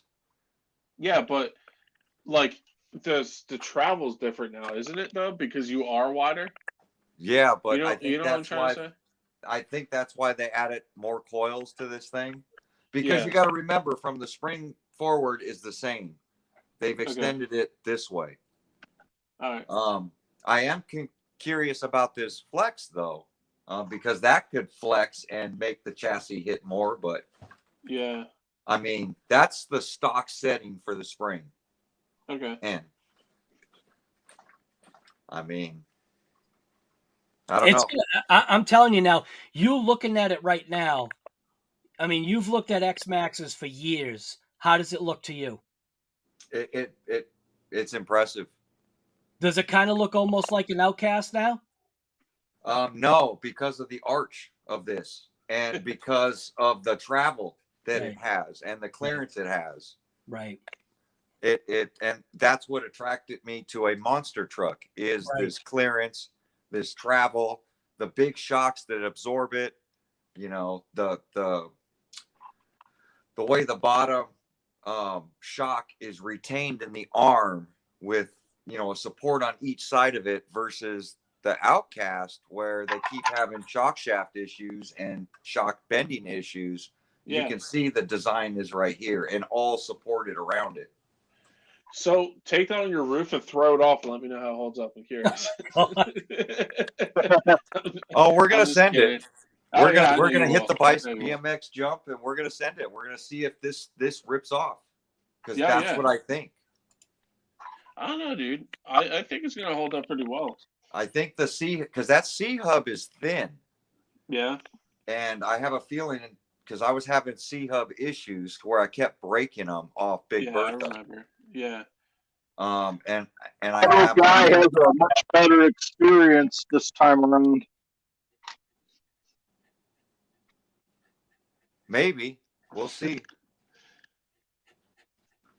Brian Bunner says, has anyone tried putting O-rings or fuel line inside front shocks to stop lift?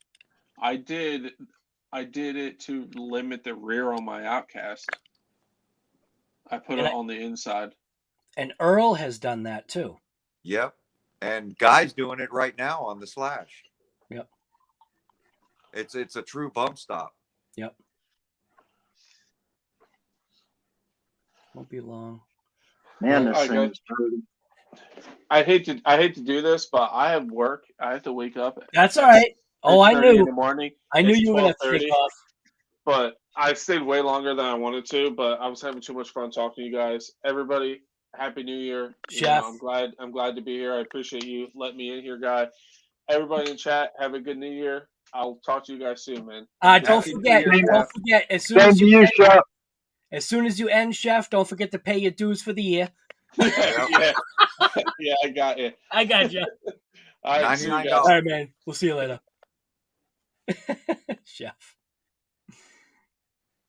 Chef's a good guy. He really is. He is, you know, and you know that I just, with as much work as he puts into RC with every spare moment he has, you know, I love to see channels like that grow. Yeah. You know, especially when he's a channel that can't stand another X-Maxx. No, I'm just kidding. And like, you know, people think like I either hate Traxxas or I hate certain RCs, and I'm really down on them. And all it is I'm just giving you my personal opinion of only what I've got. And in those videos, I'll point blank say that it could be my own hands that are causing the problem. So like my Traxxas X-Maxx that I have, I put an ESC. Now I talked to Earl, and this is going to come out in a video. I talked to Earl, and one of the things that he mentioned to me, in which it glazed over my mind, when I put the ESC in my X-Maxx, the point was to get rid of the Traxxas possible limits of the original ESC, to give the truck that more power that I just wasn't getting. I was so unimpressed with stock electronics. And then when I see like somebody like Earl or Kevin or whoever rips these Traxxas X-Maxes, I'm like, man, that thing's a rocket. That thing is flying over jumps. It sounds great. So I took 160 amp ESC with a SPEKTRUM 1250 kV motor, all brand new, stuck it in my X-Maxx. I did not put a fan on the motor. That was number one. That was a mistake. Didn't put the fan on. Number two mistake was the fact that I put a SPEKTRUM ESC in that's programmed for a 32 to a 36 pound truck. Yeah, that right there. Yep. That's it. Yep. And because it's programmed differently than what other ESCs are, I have to back down punch all the way to 1, which it's not. there's a lot of things that I missed by not thinking it through. I just took an ESC, dumped it in, kept it all the same settings. One negative about the SPEKTRUM ESC is that if you double tap, if you go to tap that brake a second time, it instantly goes into reverse. And that's a huge negative for a light truck. What is the X-Maxx? 26 pounds versus 36? No, is it that X-Maxx is, heavy? I think, 26, right? Yeah, I think so. Yeah, so it's like almost the difference. X-Maxx is like 22 pounds. Because I know the UDR, stock UDR is like, I want to say 15 pounds without batteries. Right. Yeah, I wish I could weigh it, but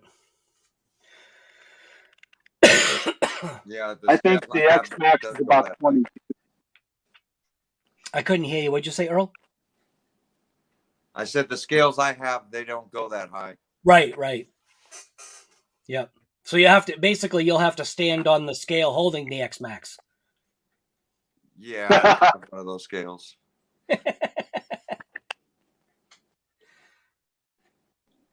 Addicted. Yep.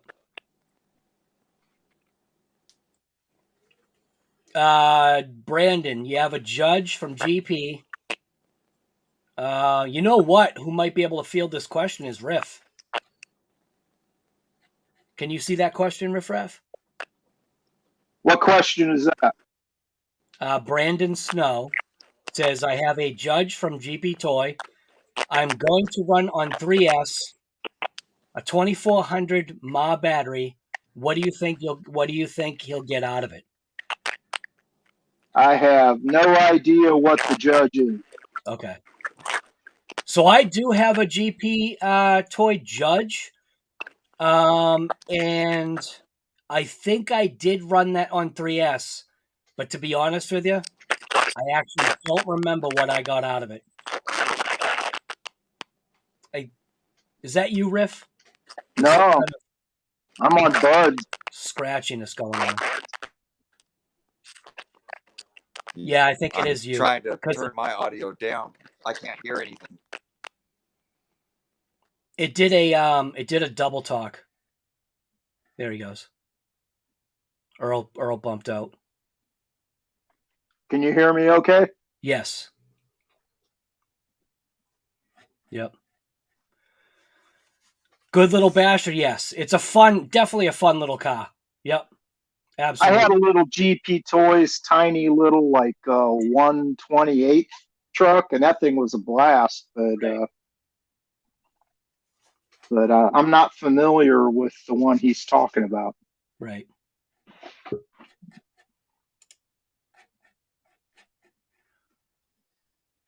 In fact, I can get the.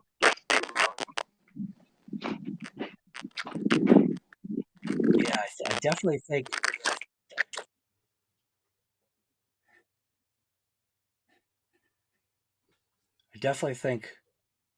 It's Riff Raff's audio. I'm on buds, man. Wireless. Well, I understand you're on buds, but what I keep hearing is it's over modulated, like it's you know how it has like that broken speaker sound, and then what it does is that it echoes. Weird. Yep. Hoping to get close to 30. You should. I think I got a max speed of like 34 or something like that. I thought. I could be wrong. I've had so many of those little cars.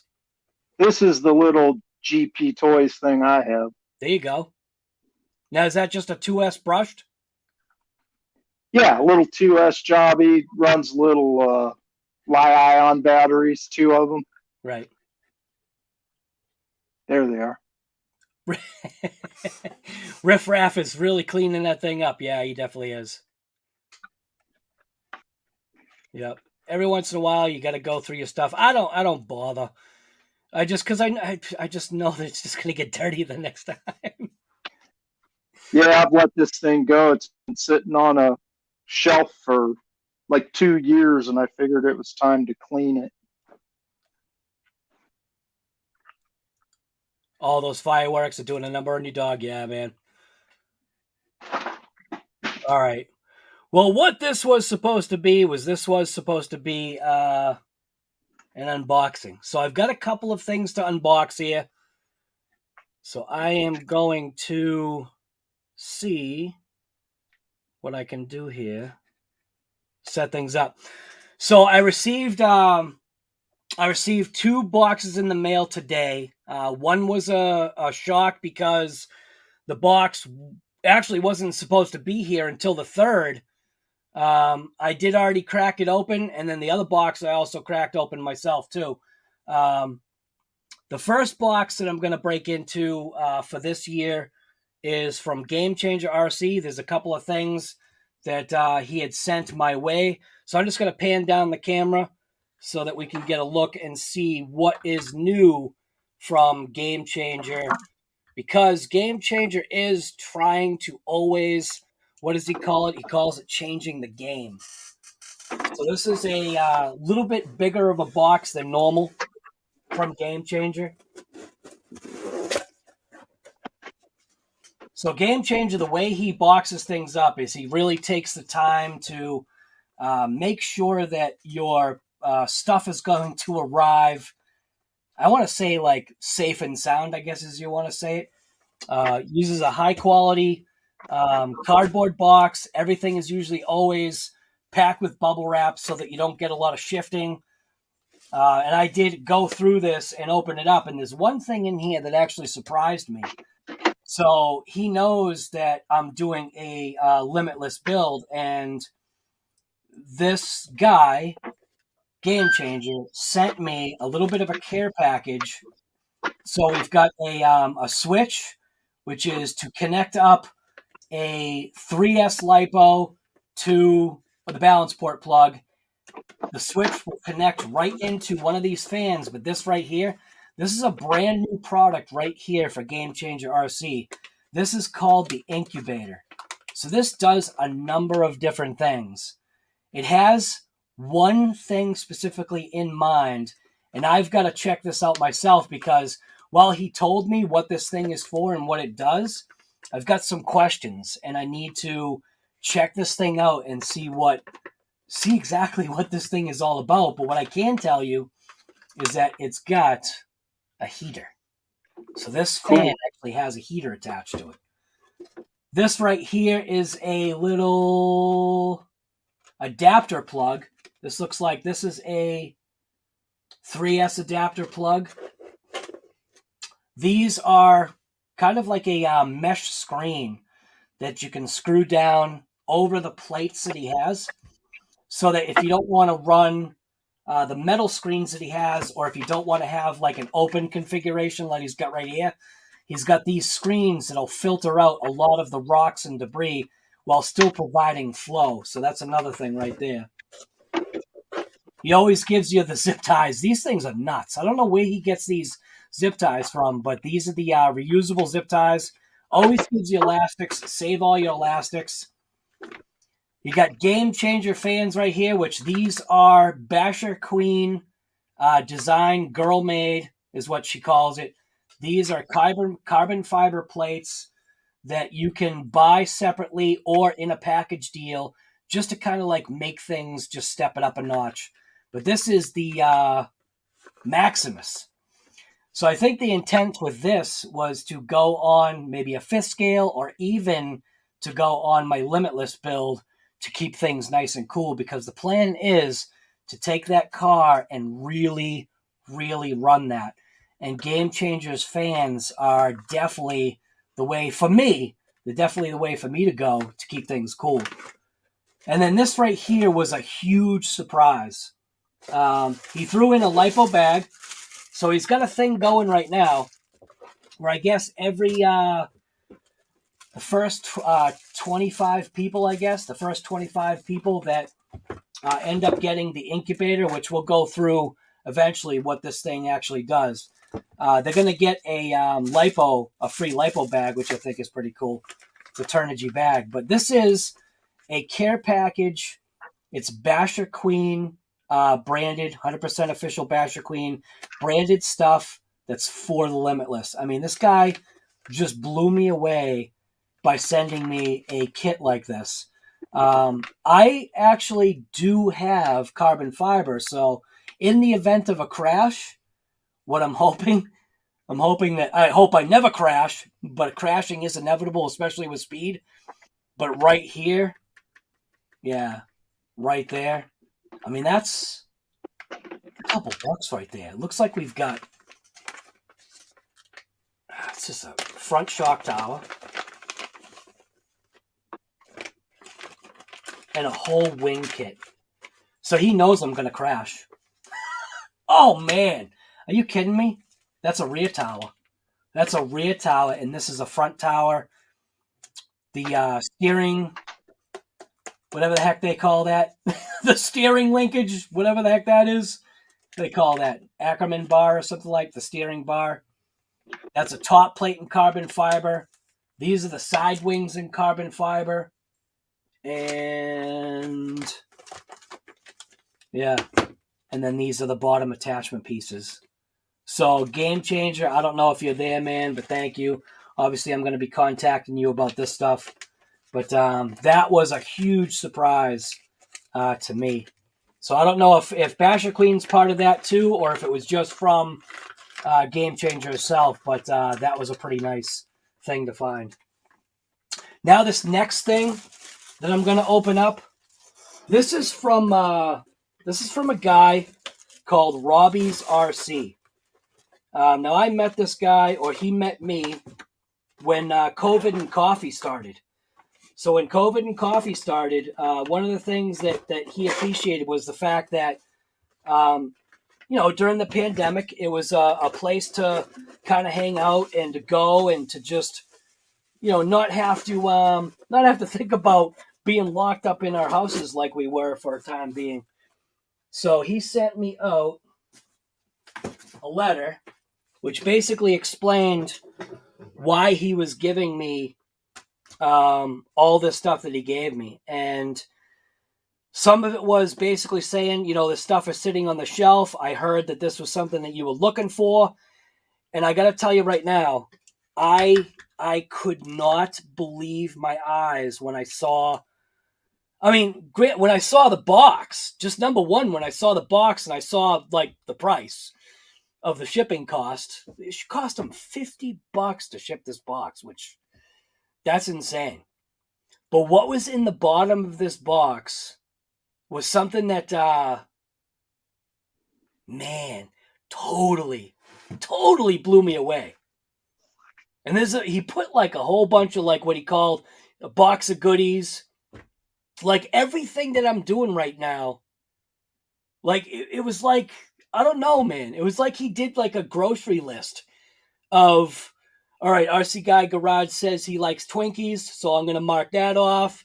He says he likes Doritos, I'm going to mark that off. Like everything that, like I've been kind of like talking about, it was like this guy just had, and he sent it. So I'm going to share with you guys right now the pile of stuff that this guy sent me. And like I said, there's one thing in this box that I actually had to call my wife over. Like when I saw what was in there, I was just like, you have got to be kidding me. There's no way. Like, this is probably just the box. This can't be like what's inside. Like, if anybody's been watching my channel for a time, like if anybody's in here and they got like maybe a thought, like if Robbie's RC is in here, don't you answer. I don't know if Robbie's RC is even in here, but there's something that I've kind of like talked about. It was basically my first, I should say it. It was my first hobby grade RC. Like, I'm gonna show you the box, man. I was so blown away. So that was from Robbie, and he actually said don't read the note, but he sent this stinking box right here. So inside this box, number one, So Earl was telling me, okay, here's the funny thing, right? So Earl was telling me, Guy, the drag slash is amazing if you put a bug body on it. So this guy literally sends me a bug body. Like, I mean, look at this thing. This is going to be for the slash. Like, I mean, how did he even know? It's all like, it's all complete. It's got the windows on it. It's got everything on it, man. It's an unused, brand new stinking body for the slash. And Earl was like, this is the body that you got to get because it changes the way the slash is. It turns it into that much more of a fun vehicle. So it was like, you got to be kidding me. Number one, I don't ever remember. I mean, I never said anything to this guy. Like, he just like, I don't know, man. And like I said, sometimes it's those things that kind of just blow you away, you know? So then the next thing that I see in the box, I kept on saying, out of my cars, I don't have a Mopar. So what does he send me? He sends me a 69 Charger body for the drag car that I've got. I mean, this thing, I mean, he cut it out. He obviously cut out the wheel wells, I'm assuming. But I mean, come on, man. How does somebody pay that much attention? And like, why send it to me? Like, I mean, it's just like, I mean, I can't wait. Like, I mean, I'm going to paint this thing up nice. So a 69 Charger body. A box of goodies right here, which was what he called it. I mean, this is his handwriting, box of goodies. I opened this up and I'm like, what the heck? This, now I actually broke the tape on this, but this was sealed. So he sent me this brand new stinking motor. Like, I mean, I'm at a loss for words, man. I'm telling you. It's just, I don't know, man. I kind of nice. stream right now. Because I can't thank him enough for doing something like this. And like I said, when I get to the very bottom, it's like I had to call my wife over. And if what was, how do I say it? If what was in the box wasn't in the box, just to have the box, I think, is pretty crazy. Just to have the box. Sent me a whole spring pack. Look at that. And granted, it does say / two-wheel drive, but still. A whole double spring pack of different rates of springs. Like, I mean, I don't know. Will it? It says / two-wheel drive. So I'm assuming that there's got to be a difference in the size of the shocks front to rear. A thing of bearings. Says Onfa Hyper 8 sealed bearing kit.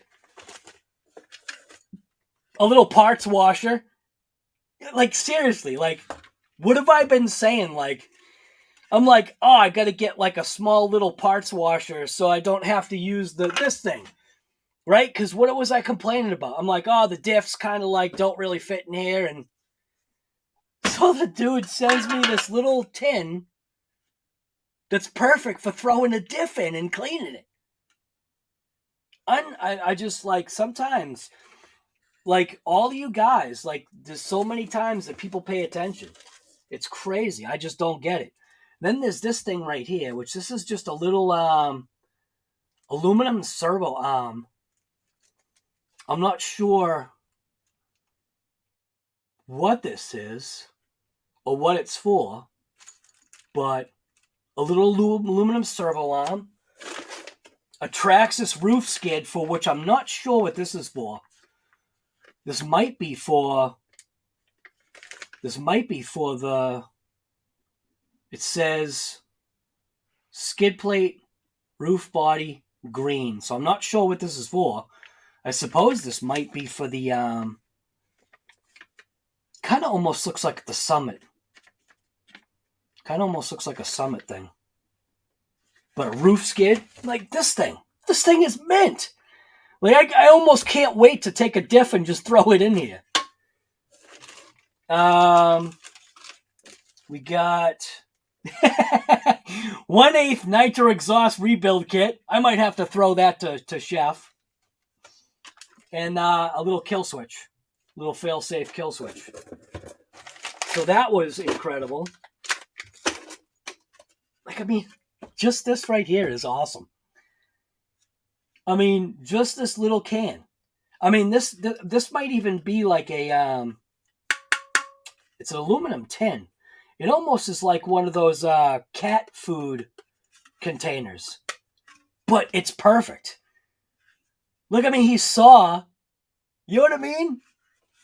It puts the hugest smile on my face. A stinking cat food container. I think that's what that is. I think it's a cat food tin. BSR foam tires and wheels. Or BSR foam tires. Obviously 17s. So that was a full set of BSR foams. He also sent Trinidad short course wheels for the TLR 10 SCTE Techno SCT 410. Like, I mean, so short course wheels, or at least the rims. And then, what the heck is this? He was saying that all this stuff is literally just unused. This was just stuff that he realized that he just, and I'm like, guy, he's like, I'm just sending you a package, just be happy. I'm like, I talked to him, right? And I was like, guy, before you send this out, you really need to think about this, because I didn't know what was coming. And he just goes, you don't get it. And this was one of the guys, okay? Because he was one of the guys that, and that's what part of the letter is talking about.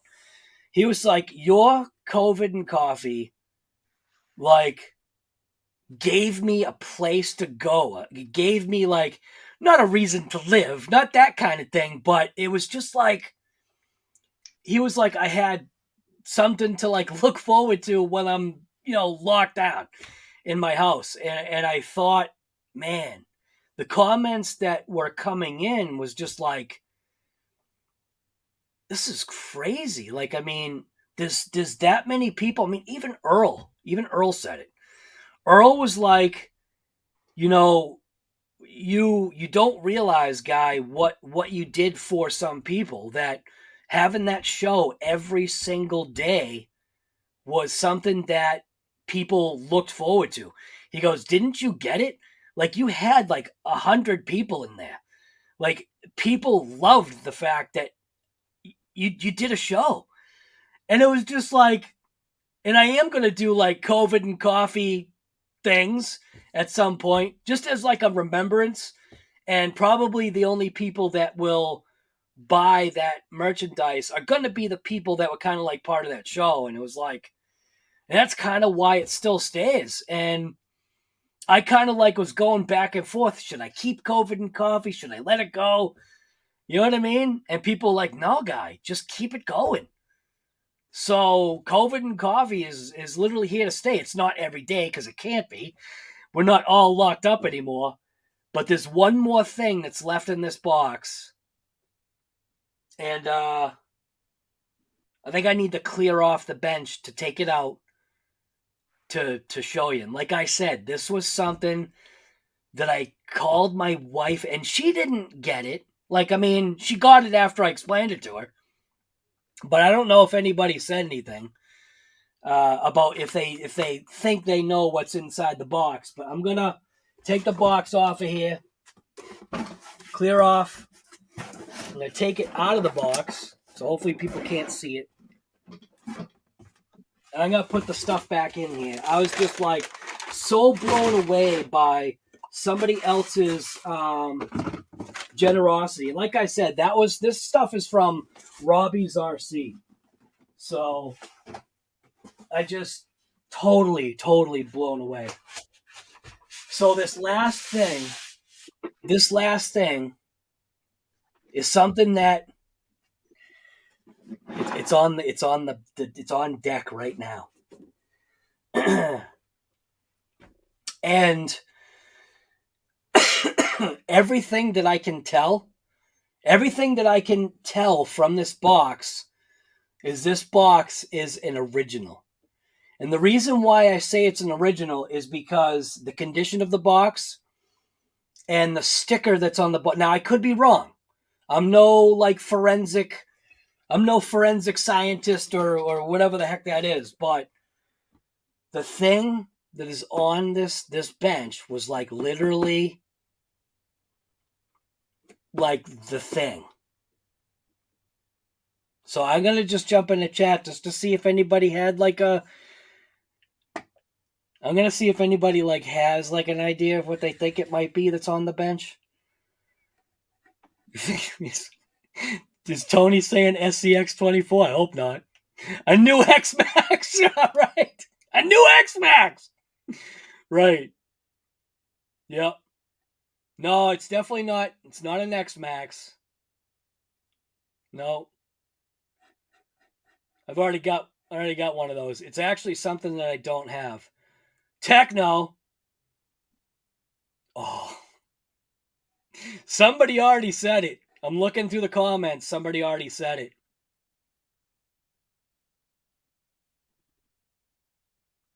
Somebody already said it. No clue. Techno tell no MT.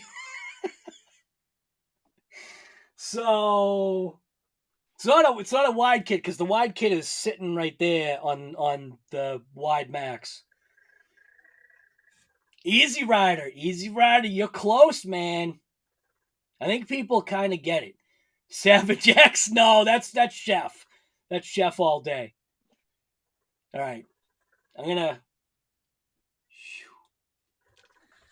Now, this might not mean anything to anybody else, but this right here, this was huge to me. Ready? Here we go. Here goes the reveal. A stinking Team Associated RC10 gold pan. It means nothing to you. This thing right here. And I mean, like I said, even if it was just an empty box, I would have been, just having the box itself would have been absolutely just mint. I would have been totally cool. If it was just a box. So I think Tony was I'm not sure if Tony was the first one that got it.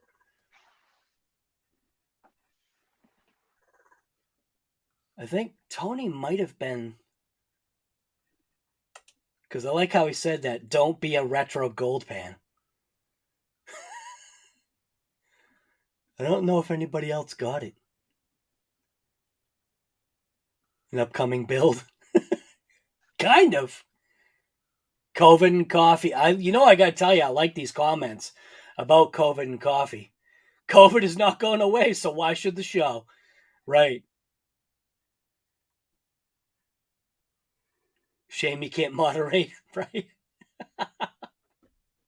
So Tony basically got it. I think he may have been, I can't see anywhere else. Gary Mitchell guessed it too. So Gary Mitchell also guessed it. Where is it? Gold pan in for some trouble now. Right. So I must have missed Gary Mitchell's. Oh, RC10. There you go. Yeah, so like I said, and the reason why I say I feel this is an original box is just because of the condition of the box, but it's because of the coloring. It's because of the color. I mean, I could be wrong, because I know they did repop this, but they repopped it only, what, 4 years ago or something like that. And the coloring on the back side of this sticker right here, I was trying to figure out if there was a way that I could have, like, figured out, like, a date. And I don't know how to figure that out. Like, I don't know, like, did the repop, like, because this is a sticker. This is an actual sticker that's on the back of here. But because it's, like, yellowed, do you know what I mean? It doesn't appear crisp and new. Do you know what I mean? And I'm tipping this thing over, and I probably shouldn't be tipping it over, but... So I'm not sure. Maybe this is a repop. I can't tell.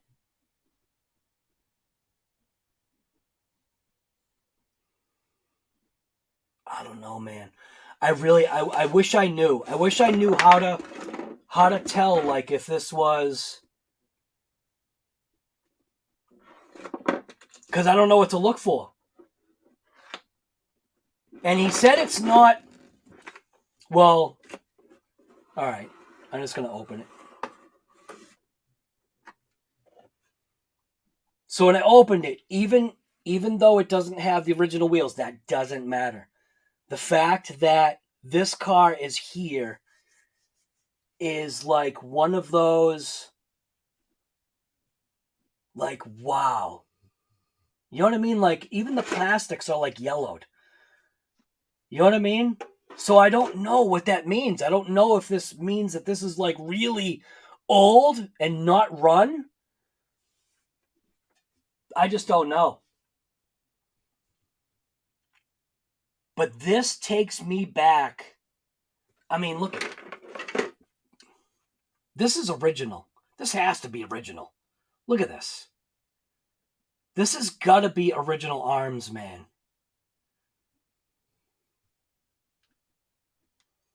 Just by the way the stuff looks. Do you know what I mean? And I can't go back in my mind. Like, there's no instruction manual or anything like that. But it's got the wing. The wing is yellowed. Do you know what I mean? Like, I just don't know. I wish I knew. But you know what, though? It doesn't even matter. It doesn't even matter if this is not... Even if this is a repop, I don't care. Because I was actually going to get the repop when the repop came out. But I didn't jump. I didn't jump when I should have. So it's got Bandito tires on it. I mean, man. This is... And what's funny too, right? Having this thing here. See, like, I'm looking at the transmission. The transmission just looks older. I don't know. I just can't tell, man. I wish I could tell. It's got rust on the axles.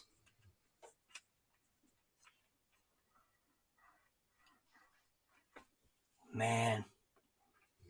Even the screws are yellow. So they had that, like, yellow aluminum look on the screws. But what's so funny, right? Having this thing in my hand, this thing seems tiny. Like, I mean, I feel like these were bigger. Like, why does this seem so small? Do you know what I mean? I don't know, man. This right here just absolutely blew me away. It really did. I was just like, you have got to be kidding me. These are original arms. Same thing, so left and right side.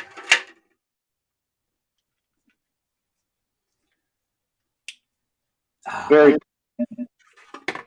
What was that? Said that's very cool. Dude, I was so stinking blown away.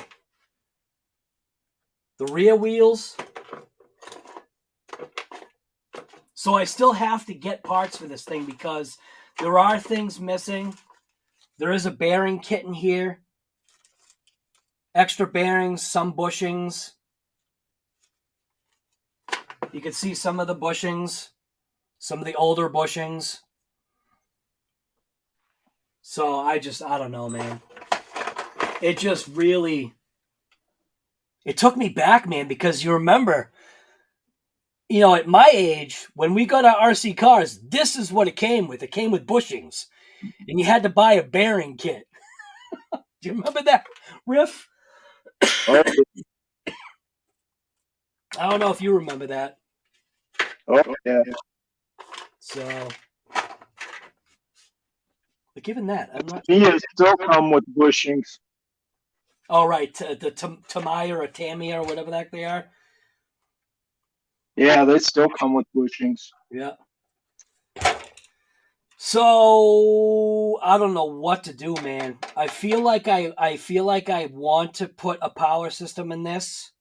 Nothing crazy, because I just want to run it.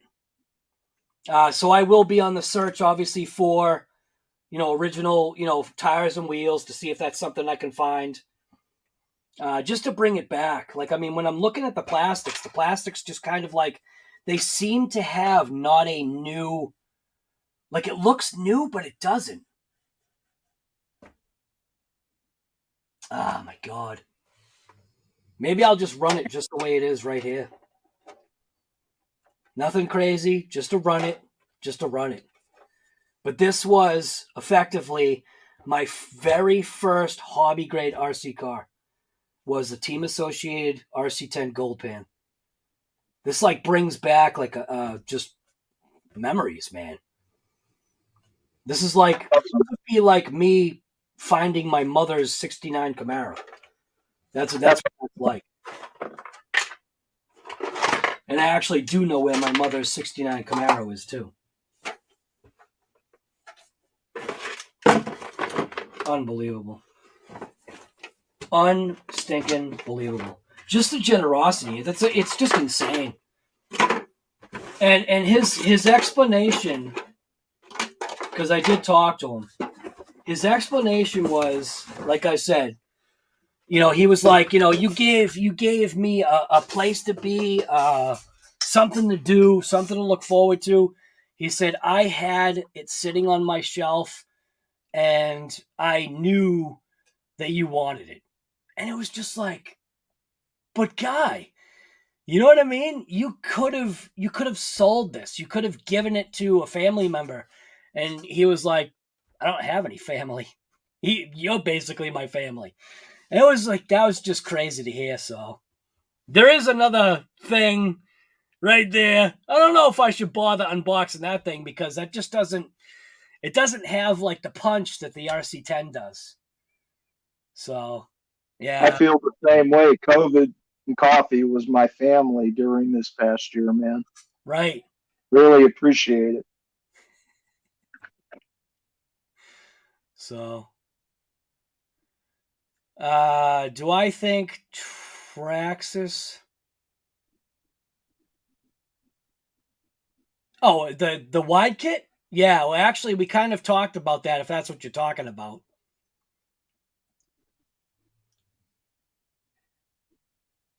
Hands up if you think Tony's been drinking. Oh, my God. That's a nice one.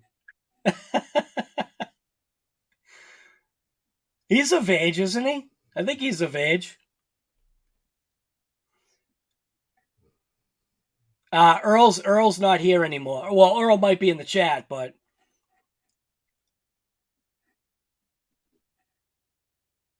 Open Trash Bag Junior. Earl was having audio issues. Yeah, sometimes he does.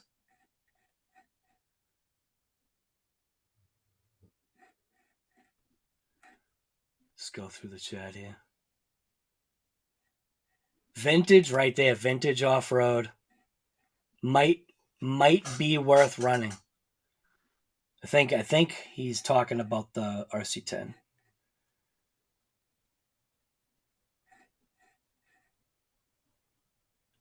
Check the chat. There's no script. Well, that was part of what he said to me, was that this thing has never been run. He said it never ran on dirt or on road. That was one of the things why he said that he himself, he said he kept it on the shelf. So I don't know any history of it. I don't know if that's a repop or not. And I kind of almost want to, let's put it this way. I almost don't want to know or don't care. Do you know what I'm saying? Like, I think just having it is, I think that's the thing for me. Just having that, the fact that it's kind of like, you know, having like a older car. There are some times where, you know, having a certain car, there's a reason why you want it. And then you can go out and get a Dynacorn body and basically just make whatever you want out of that. Or you can get a 6-cylinder car, Nova, Camaro, whatever. You can get a 6-cylinder and throw a V8 in it. You know what I mean? Sometimes it just doesn't matter. And then sometimes you feel less like, less bothered if something happens.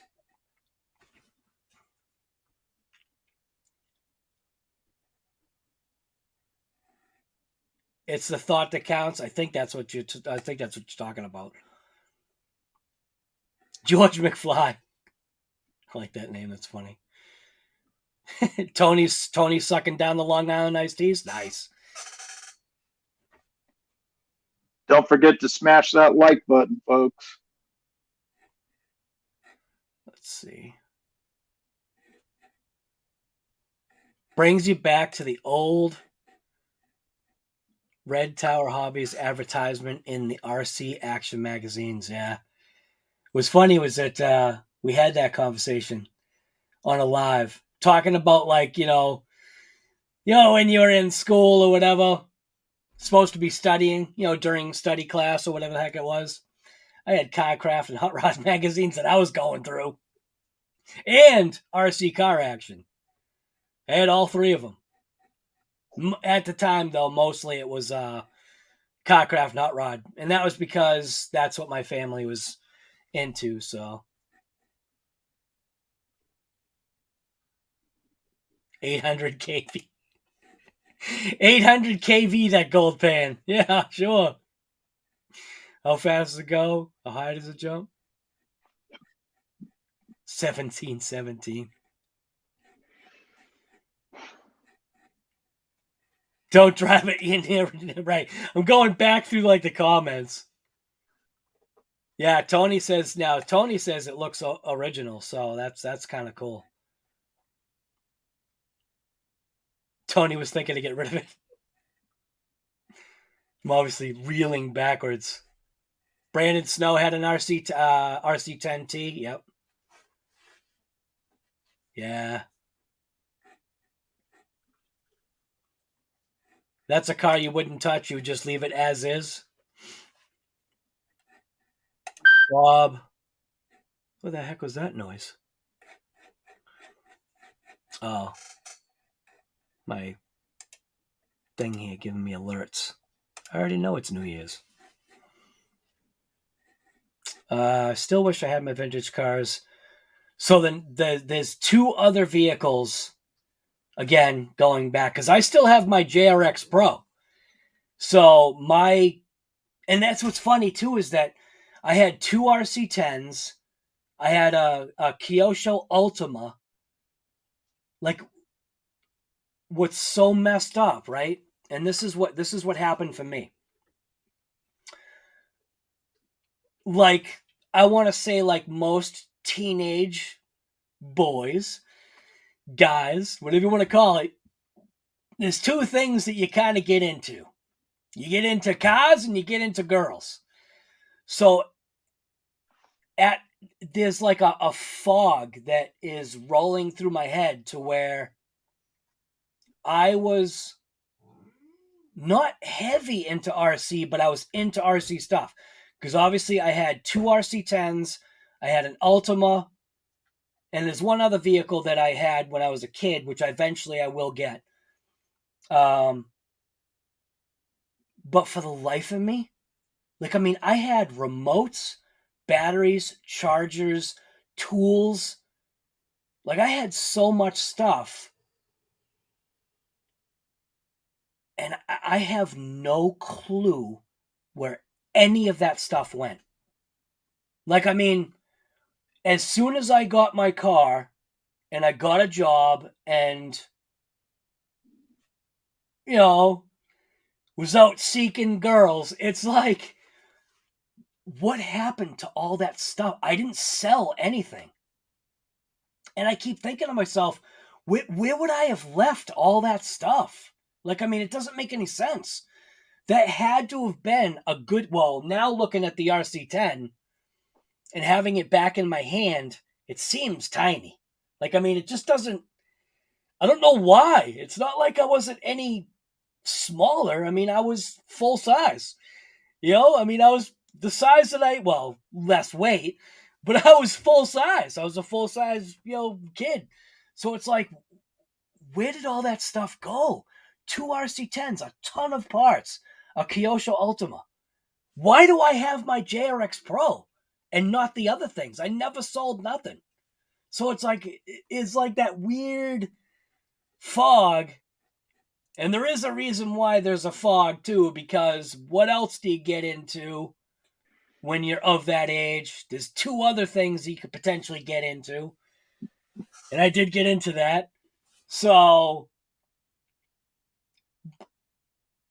but I still should be able to recollect what happened. Like, I mean, did I leave it at somebody's house? Did it go in like the basement somewhere of something? Or did it go into an attic and just like, I just don't know. And all I know is that if it did go into one of those locations and that house now is like obviously in somebody else's hands, you know, that stuff probably just could have gone tossed in the trash, or somebody could have been like, oh, wow, I'm going to give this to my kids, or I don't know. Somebody found a box of good stuff. I'll tell you that. 2 RC10s, ton of parts, Kyosho Ultima with a ton of parts. And why do I still have my JRX Pro? I just don't get it. I really, it does not calculate in my head. Other than the fact that the JRX Pro was last. That's probably the only reason why. And that was a scratch built too. I didn't have any money. I didn't have any money. No one did. No one did at that time. Game Changer RC guy. Tony never had an RC10? Yeah. You want to see the UDR? Dude, that UDR is mint. So the video for tomorrow is going to be the UDR. Guy, you're back. Guy. Your phone died? Yeah, it didn't have enough power. So I jumped on, I borrowed my daughter's phone. Nice. She's got a better phone than I do. Yeah, don't they usually? My daughter's got a better phone than I do too. So anyway. So it's getting close to your New Year's Eve. Yeah, it's like 10 left. o'clock or 10:30. Yeah. Another hour and a half. Yep, hour and a half. That was put on eBay. What was that? RC Master was put on eBay the second eBay was invented. Oh yeah, keeping you in suspense with the UDR. Yeah. How do I explain this? It's all the way up. Nice to see you back, Earl. Seeing the UDR. Yeah. You're going to be unimpressed with the jump spot. I'll tell you that. Unless you're, and Earl knows, the UDR does such a good job with soaking up the terrain. When that thing goes across the jump spot, it's as if it's not even there. Like, I mean, I can't even explain. To see the thing hit it doesn't get unsettled as long as you're going straight. It just goes over it. Like it glides. The UDR is, and I've got to say it this way, if you've never driven a UDR, you have to try it. You cannot drive it like a basher. It's not a basher. It takes a certain like way of driving. It changes the way you drive. Because, you know, Earl talked about it, that it's a rollover king, and that's what it does. You take a turn too tight and it wants to soak up the turn, but in turn it'll roll over if you're too fast. Yeah, the UDR. Yeah. It's just a different truck. It definitely is. And I will never get rid of mine. Ever. No, it's not the, you know, it's not a perfect basher or a basher at all. It's not a perfect, you know, road car. It's not a perfect anything. It's just, it's awesome the way the suspension works. It's a very well-made truck. I enjoy it. Yep. Looks like a nice scale basher. It really is. And they make a lot of stuff for it, which is nice. A ton of stuff. The support is amazing on that truck. You can spend thousands with Vitavon. Yes. 100%. And I think that's what got me into buying crawlers and building them, is because you can customize it so much and make it your own. Right. Yep. So the UDR video is coming out tomorrow, and like I said, it's number one, I messed up on my camera. I didn't have it at 120 frames per second. It's only at 30 because I forgot to switch it. So that's where I messed up. So the UDR video that's coming out is not impressive, and it's because the truck is impressive. So it made my footage just look like soup. It just went, you know, and just. But one thing though that would have been cool is if I was recording at 120.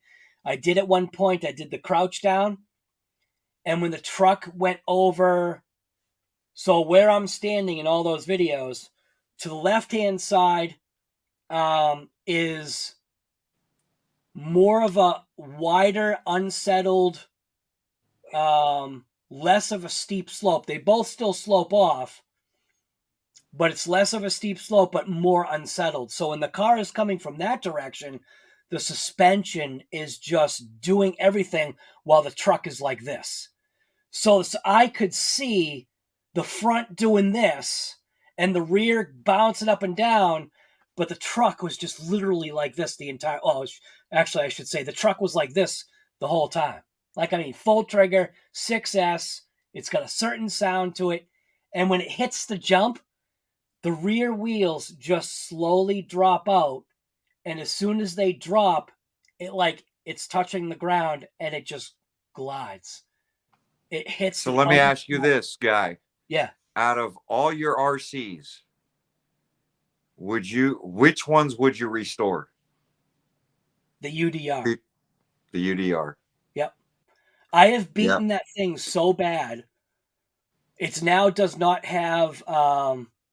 It doesn't have a front sway bar anymore, which is probably hindering its turning ability.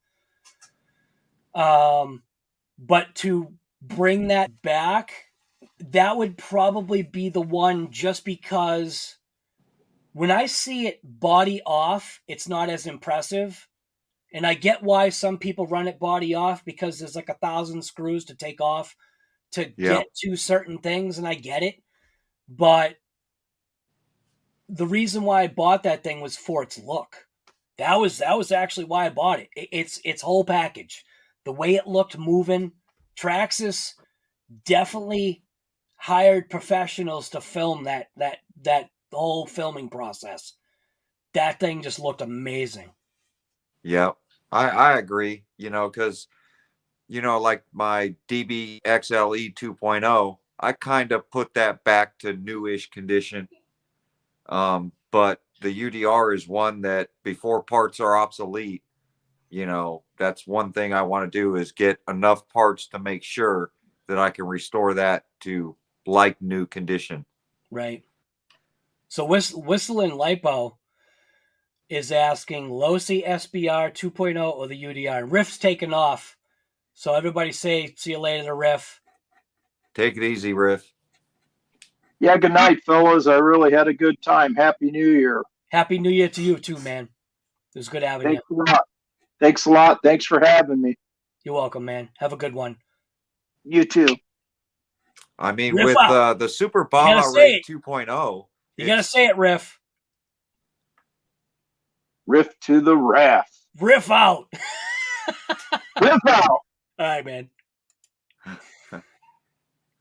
Yeah. I mean, the Super Baja Ray is definitely, you know, durable. But when you look at the quality of the body versus the UDR, it's just the scale on the UDR. So, I mean, if you're going to bash and beat up on the truck, the Super Baja Ray is the one to get. And just know that for both vehicles, when you break something, it's going to be expensive. Expensive. Yep. No doubt. I think the Losi stuff is more expensive. The one major drawback that I do not like about the 2.0 SBR is that repair that you did to fix the whole rear tire cage the flex assembly. Yep. The flex. That is such a bad miss on Losi's part. That if I had my choice right now between the two, I'd pick the UDR. Only because the UDR it's right. It's built right. The 2.0, that's a bad miss. That's a real bad miss. In my opinion. Yeah, I mean, it's just, you know, the scale's a little bit bigger. The 8S system that's in it, it handles really rough terrain compared to the UDR. You buy a UDR for scale and just to do light bashing in front of your house, garage, grass, that kind of stuff. I mean, people do beat up on that truck and it seems to survive. Right. But, you know, Super Baja Ray, like the original one, I love that one too. Except for the tires flying off on the back, they would never stay on. And that truck was good and didn't have flex in the back. And then the 2.0 came out and it's like, you know, I had a blast with that truck. Right. It's definitely not as durable. I feel the UDR is more durable. Right. You know, it's just, I like the scale and I like all the part support for the, like you said, you can spend literally $1,000 with Vidavon and get so much aluminum stuff for that thing that it really makes it a beautiful truck. It does. And it puts I think when you put everything on from Vidavon, it's close to 21 pounds. And then, but it's all down low weight. So it really stabilizes that truck. There's just not the tire support out there to support all that weight. Right. Right. And you know what's funny is every time now that I think about, when I think about the SBR, the 2.0, the one person that I think about with that car, not you, is Deontay. Oh yes, when he ran into his step right out of the box. Too. I know, he blew the light out because it was missing screws or something, wasn't it? Yeah, he was missing bracketry or something. Front bumper support. Right. I guess it wasn't attached or something, and he did it on a snow day, so it just like shattered the body. He was abusing that thing. He was livid. He was so mad. Oh yeah. X-Rage 9918 says, "Yeah, Earl, I watched you run yours. Hitting the whoop-de-doos out in the desert looks so awesome. It's what made him go get his." Yeah, so, the Super Baja Ray. I think so. I think that's what he's talking about. Yeah, that was a great place to run it and a good video. And I tried to shoot the UDR at that same location, but I was having ESC issues. Right. I was in training mode and didn't realize it. But I thought that was funny what Frank said. He's got a love-hate relationship with his UDR, but he's glad to have it. Yep. That sounds like an X-Maxx I know. Right. I am. I'm glad that I've got my X-Maxx, and I know eventually, like this. That's why I labeled the motor X-Maxx Killer. I don't know. I know eventually I'll like it, and that's why I've got the wide kit for it. Was, I'm trying to throw everything at it to see if I can make it so that it'll survive a pack. I don't know. Larry Battle, what's going on? Oh, Bradell, maybe. Happy New Year to you too. That's right, Mario. You know it, guy. It's 2022. Not for Earl yet, though. Earl's still stuck in 2021. What's up with that? That's California. We're behind on everything. You guys are always behind the game. Always. You always got to be last. Yep. Wait until you guys get 91 octane only. You know what I wonder? Who is last? Is Cal, like, on the planet? Who's last to be in 2021? Is it California, or is there something behind you guys? I don't think anybody's behind us. I think everybody's ahead of us. Right. That's what I was wondering. Because I think, I wonder some stuff like that, and I'm honestly, I think I wonder it, but I'm not super interested in trying to find out. But if anybody knows in chat, is California the last of 2021, or is there something after that? Should we ask Alexa? Right. And she just answered. He's like, what? Somebody's talking.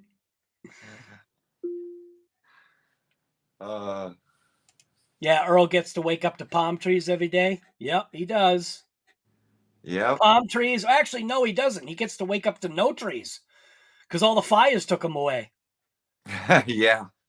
That's why I was wondering where all these darn leaves came from. Right. They must have came from over here. I think we bagged them up and sent them your way.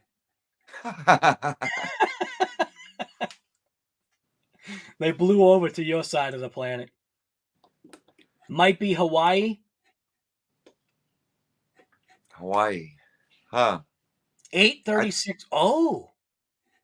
Might be us in Hawaii. It's only 8:36 p.m. How's that possible? Wait a minute. But what day? Right. How's that possible? Because 8:36 p.m., that doesn't make sense. They're 2 hours. No, that don't make sense. No. Alexa, what time is it when I went to Hawaii, it's like right now, around midnight is, I want to say Earl. 7, 8 a.m. over there. Earl, he's right. Is he? He's right. Right now, it's 8:37 p.m., Friday, December 31st. Wow. So Hawaii's the last then? Oh, that's crazy. No wonder why the Samoans are always mad. Because they're always behind. Wow.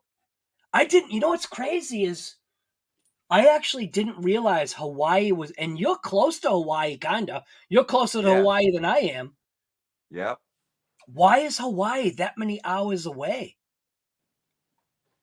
They must be next to the Bermuda Triangle.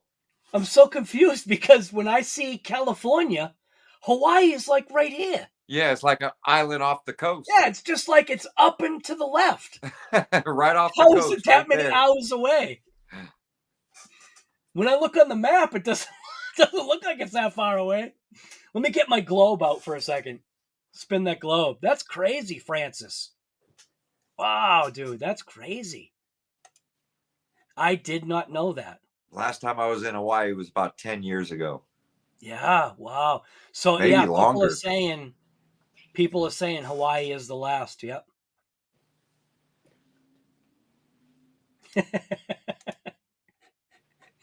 X-Rage 9918 says, if you think you're behind in California, we're still on horse and buggies in Oregon. How did the timing got hit in with a Mario? I think you're hitting the bottle too much there. Mario's hitting the bottle. No, I can't read that.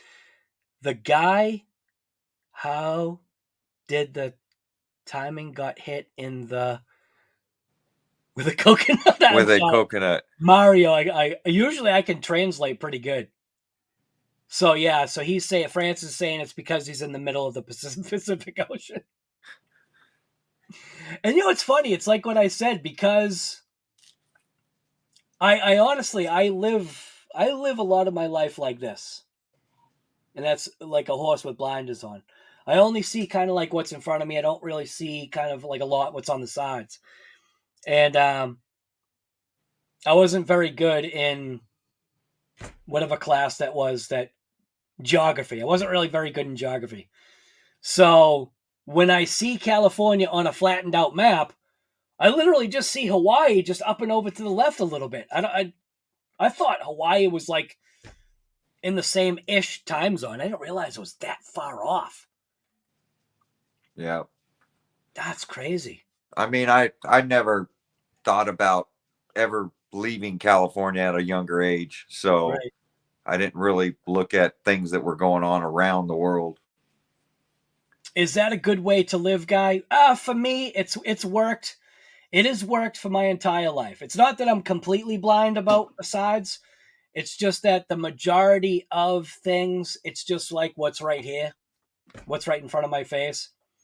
You know what I mean? It's not like I'm being ignorant. It's just, what do they say? Let's put it this way. They say you learn something new every day. It could be the smallest thing, but every day there's something that you may not have known. And think about it. You got two guys right here. One's on the East Coast, one's on the West Coast, and we didn't even realize, and he's closer. Hawaii is right next door to him. He could reach out and touch Hawaii right now. And he didn't realize that it was that far away.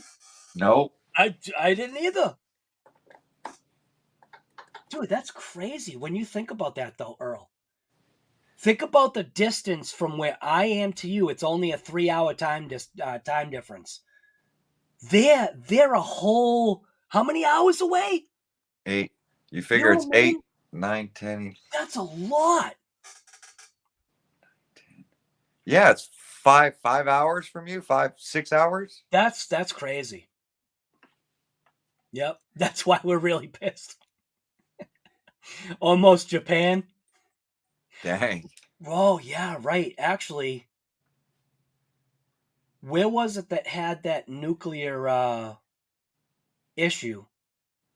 And wasn't California semi-affected by some of the fallout from the reactor that happened a couple of years ago?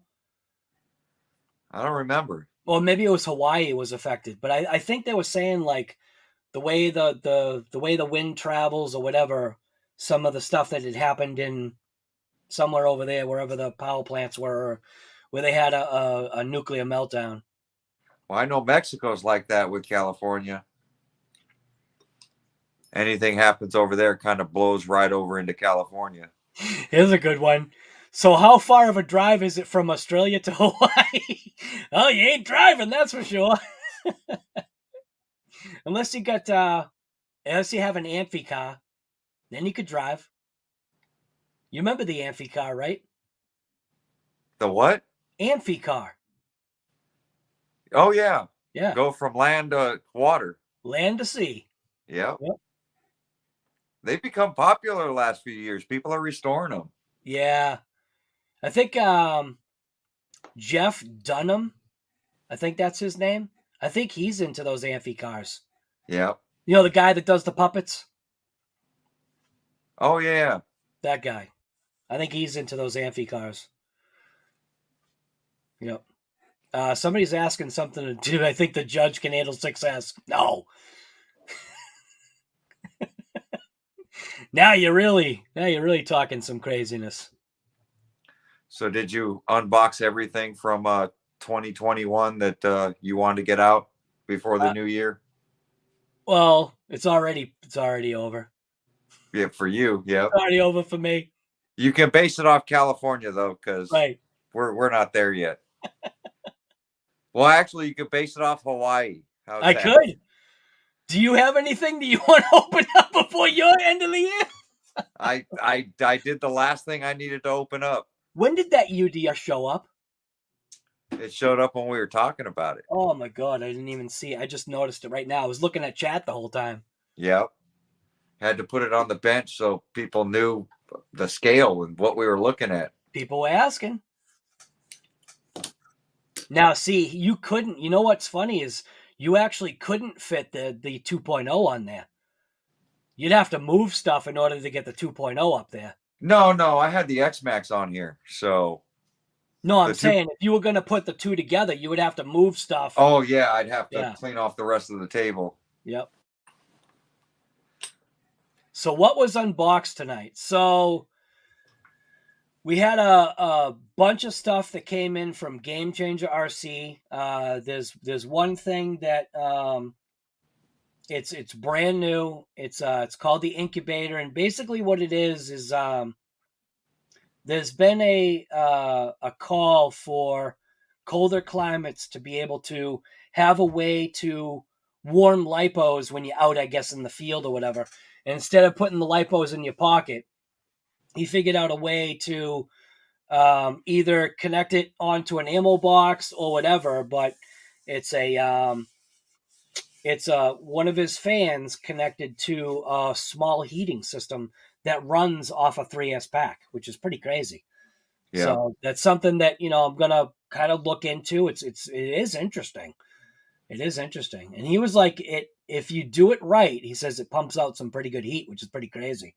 And the only thing that, obviously if you went that route is, I believe he's designing a wire that you can put a lipo alarm in line with that incubator, because the thing that I was, kind of talking about was that the only thing about having something hooked up like that is bringing that lipo battery down past that point to where, there's no ESC that's going to shut it off. You're going to have something that gives you an alarm to say, okay, time to cut the power on this thing. Well, you got a max amp battery.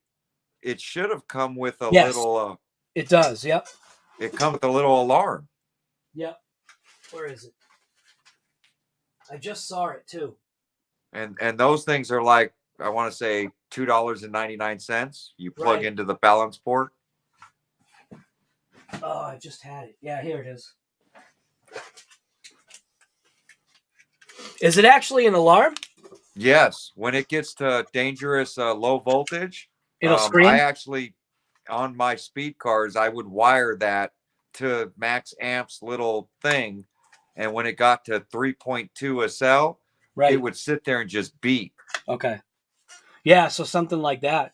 Yep. But he was talking about what he's going to do is have it so it's in line, because the way the setup is, it makes use of both the balance ports, so it fully makes use of all the ports of the battery.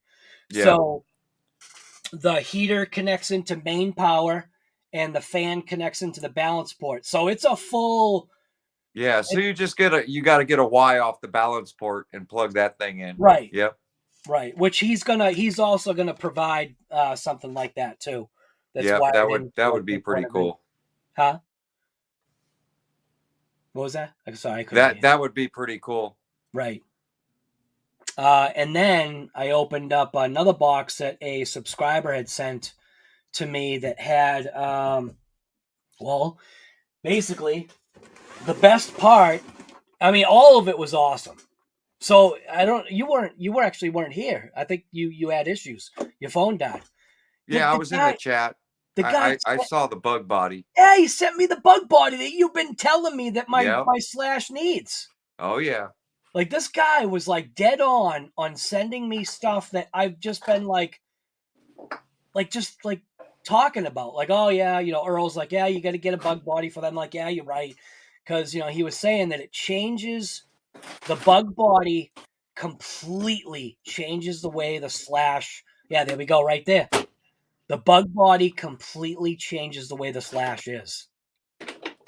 And I'll tell you right now, if you want to talk about slash stuff, Earl is your guy because he has put thousands, just not in money, but he's put thousands of dollars into his slashes. He's got like 9 of them. And the amount of hours he probably has, what, a couple hundred hours into your slashes? Oh, easily. I mean, trying to get to 100 miles an hour with the slash was not an easy task. 99. 99.9. Yep. He could not, for the longest time, get to 100. Nope. He was losing his mind. He was doing everything. Yeah, and wouldn't it be like right to that point to where you think you would get to 100 and you'd crash?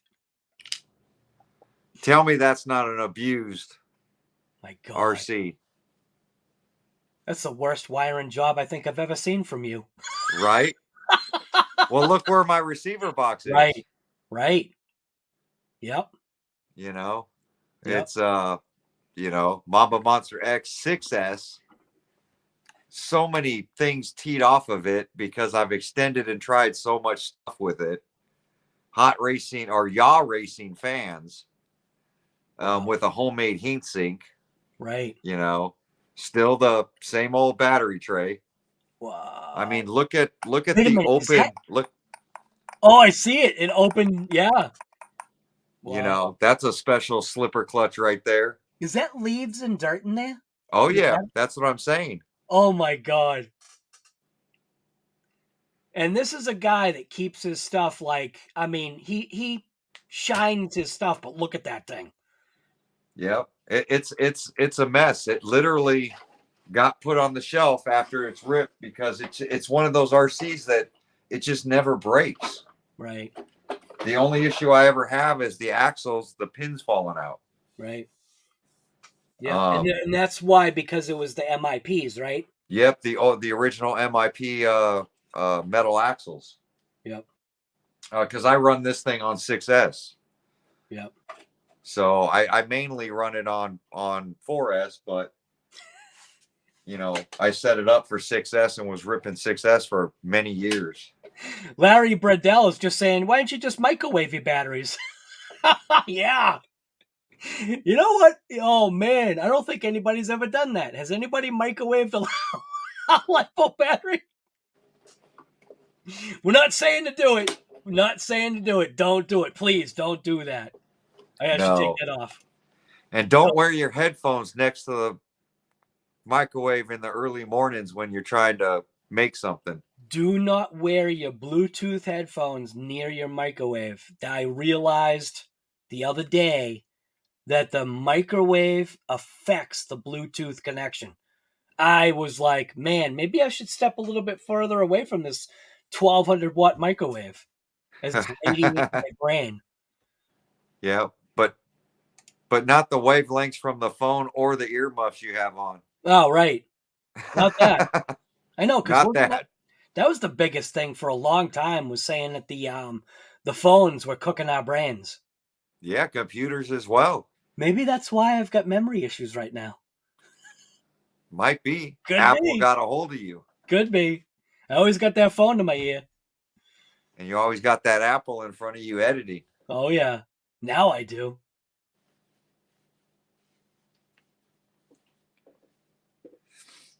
I think Tony does more editing than both of us put together, though. No, he definitely does. Well, that's his life, though. Yep. Yeah, that's what Tony does. Oh, I never showed what the biggest thing was. So inside the bottom of the box was this. Yeah, the gold pan. An actual gold pan RC10. And yep. I don't even want to know if this is original or the repop, but the sticker on the back is yellowed. Yeah. So it makes me think that it might be. I just don't know. I actually don't know. And I'm okay with that. I know what the telltale sign is, but I won't mention it. I'll let you wonder. The telltale sign is? Yeah, on the box. Why are you going to make me wonder? The sticker that seals the box, they didn't have those back then. Oh, okay. So Associated Electric, they didn't have that? They were taped with regular tape. Okay. They didn't have those round circle stickers to close the box. Okay. You know what's funny is I didn't even know that. Yeah. That's still okay though. Yes. That's still okay because 100% okay. Yeah. It's a Dynacorn. That's what it is. Yeah. Mine's a Dynacorn. But it looks like some of the arms in there are original though. Oh yeah, it's definitely.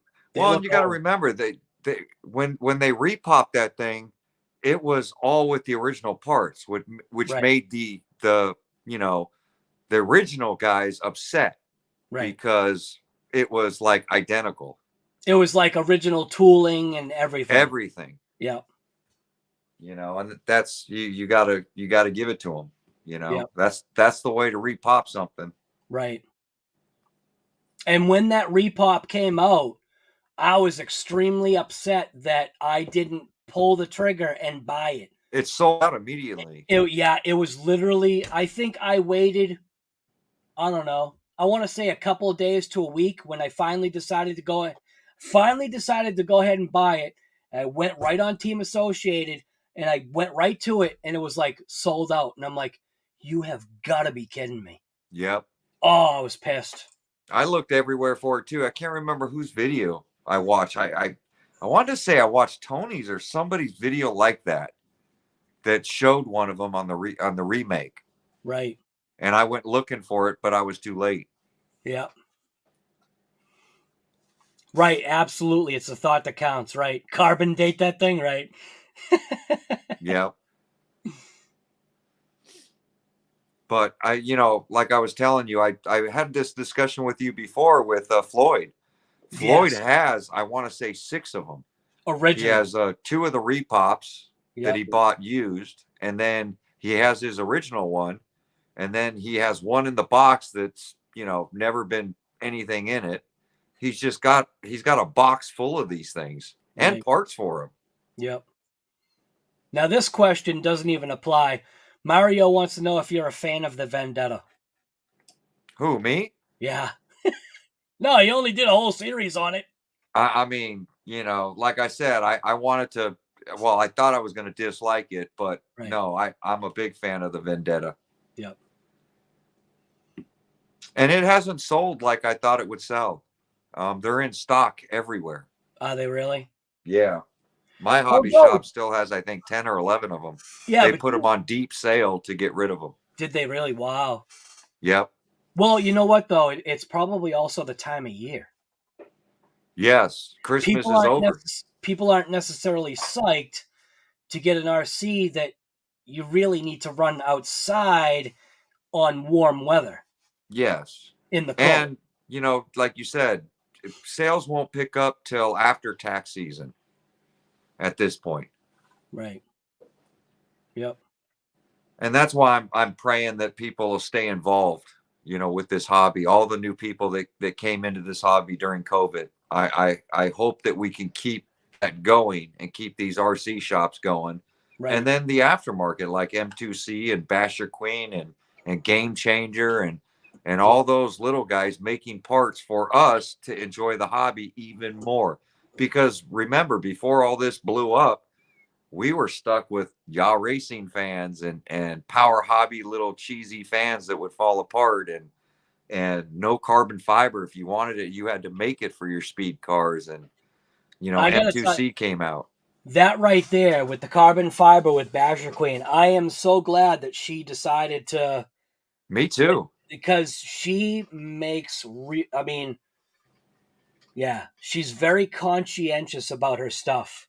Yes. Yeah. And I was shocked, you saw the plastic and stuff I ran, the metal stuff I ran. Right. And I was having nothing but issues and the stuff breaking and me having to replace it all the time.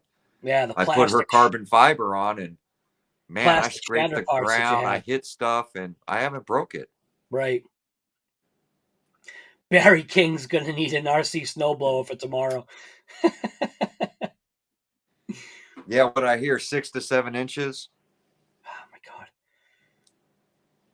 I don't want any snow.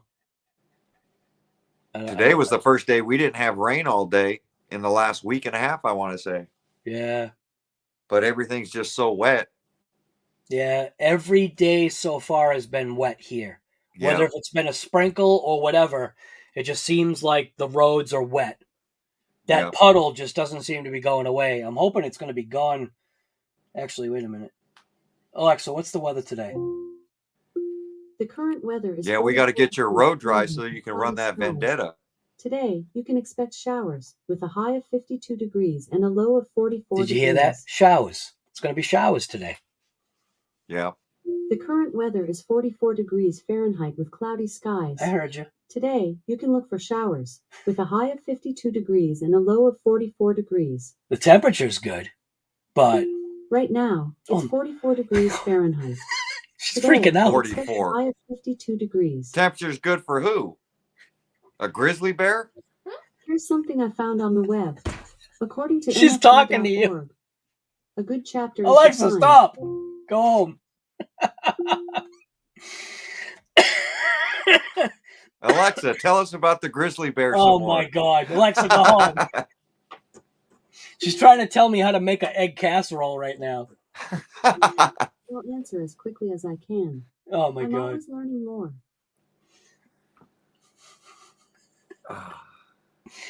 Anyways.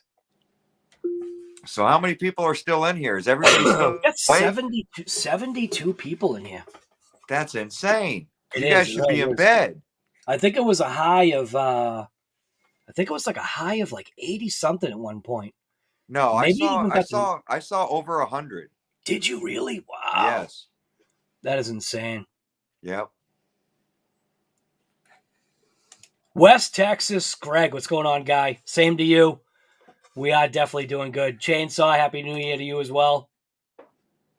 Mario, it's going to be 15 degrees. Yeah, no thanks. I'm good with that one. Old and Slow shows it's 78. RC Master still around. That's insane because it's almost morning where Master is. Right. Yep.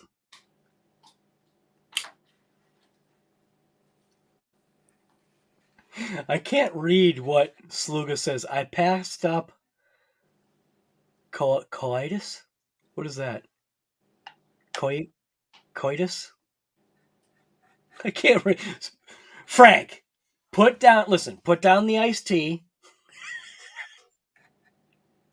Type slow. Who rocks under the influence? Yeah, I figured. Night shift. West Texas, Greg. Working the night shift, getting cold there. Yeah. You know what, Greg, if I'm assuming you're West Texas, Greg. You're saying you're going to get snow tomorrow in Texas.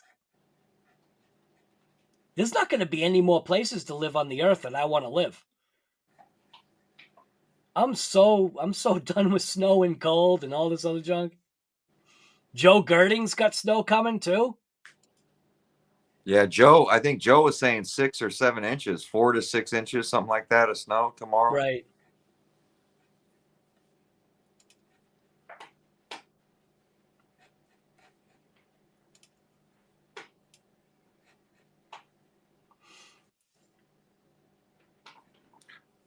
So after the UDR does the speed rip, have you done the Mojave speed rip over that bump yet?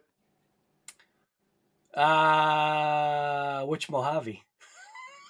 The one with the windshield in it. Yeah, the one that's got the windshield in it. That one is in a box completely apart. Oh my God. Yeah, that every nut, bolt, screw, everything is all apart on that thing. Oh, that's right. You broke diffs on that, didn't you? Yeah, everything broke. Yeah, finally. And I have to say that was deserved. Yeah. That thing was hurting. That thing was hurting, I think, while I did the conversion to the Monster Mojave. And the Monster Mojave part of it just Yeah. See, if it were me, I would take my EXB 6S Kraton and strip that thing to a shell to put the Mojave back together. Right. Just because I don't like that RC at all. Yeah. So you didn't catch I said which one. Which EXB 6S Kraton? No. Which Mojave? Oh, there's probably another one in a box somewhere. There is. Right on top of the Vendetta and the... Yeah, there actually is. Is there really? Yep, there's a Mojave sitting in a box, and there's a Vendetta right on top of it. And a Limitless and yep. Felony. Well, at least the Limitless is out of the box. Oh, the Limitless is out of the box? Yeah, it's out of the box. That's going to be my build for this winter. Winter's almost over, guy. Nah, for you, maybe. Not over here. Just starting here.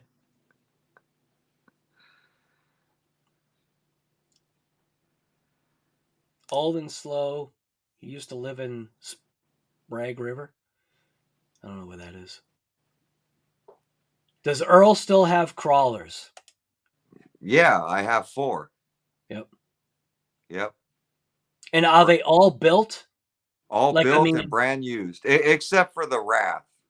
The Wrath is completely stock other than the battery tray and mini battery I put in it. Now, can you call the Summit a crawler? Because that's a dual purpose thing, isn't it?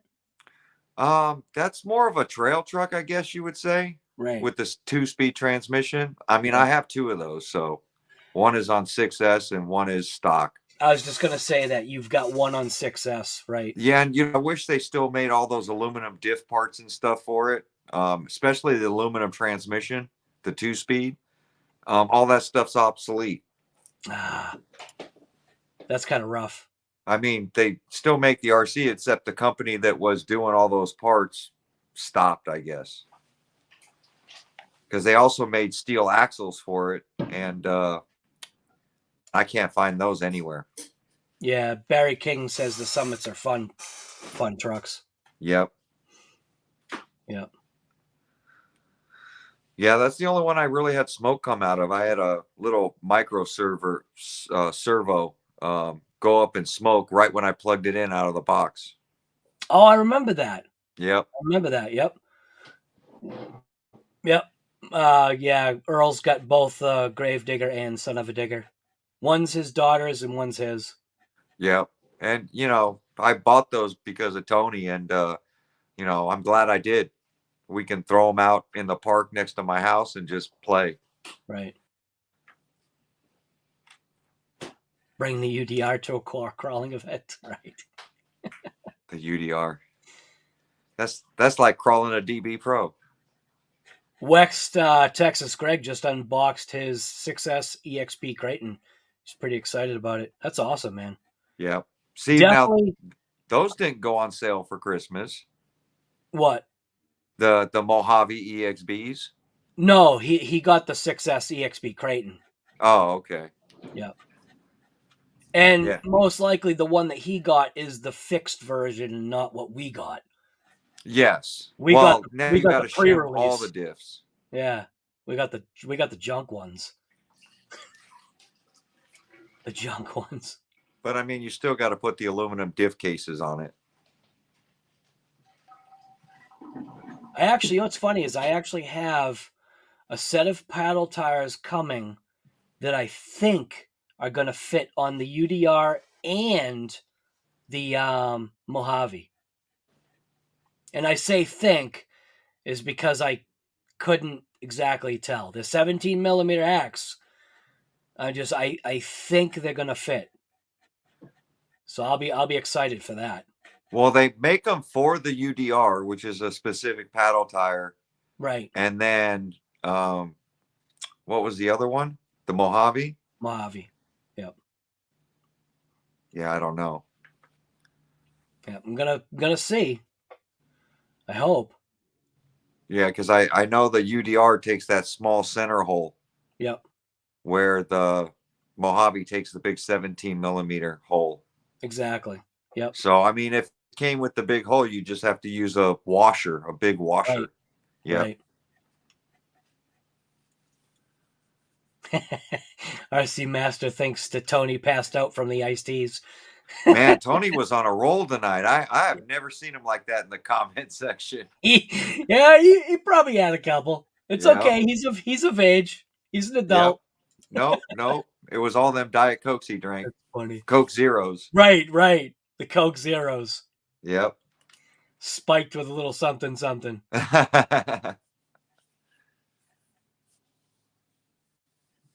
Yeah, no, thank you. Stu's RC is at -30. See, I would be dead. No thanks. I mean, it gets to 50 degrees here and I'm dying. You're in a sweatshirt and yeah. I'm in rain gear and you're in layers. You know, the North Pole stuff that I wear for work, I put that on just to keep warm. So West Texas Greg says, performance-wise between the Mojave and the UDR, what are y'all's thoughts? The UDR looks really good, though. I love the way the suspension works. Performance is Mojave. Yeah. If you're into bashing, I would say, so this is the way I would say it. Bashing is Mojave, hands down. Yeah. UDR is performance, meaning it's a totally different way to drive. You actually have to drive that car where the Mojave, you can kind of not care as much. You can just full trigger rip that thing, point it in a general direction. It's going to go there. The Mojave takes the UDR takes a finessed way of driving it to have a good experience. But once you get that down, it's not a basher. So don't expect to jump it, 8-foot jumps. It's not designed for that. But it visually, it's stunning. The way it operates, it's stunning. Yeah. It's very good. What's the highest battery? Brandon, I actually don't know. I wish I could tell you, but I don't know. The battery tray is really small. So what I've done is I've taken a larger pack that's like a,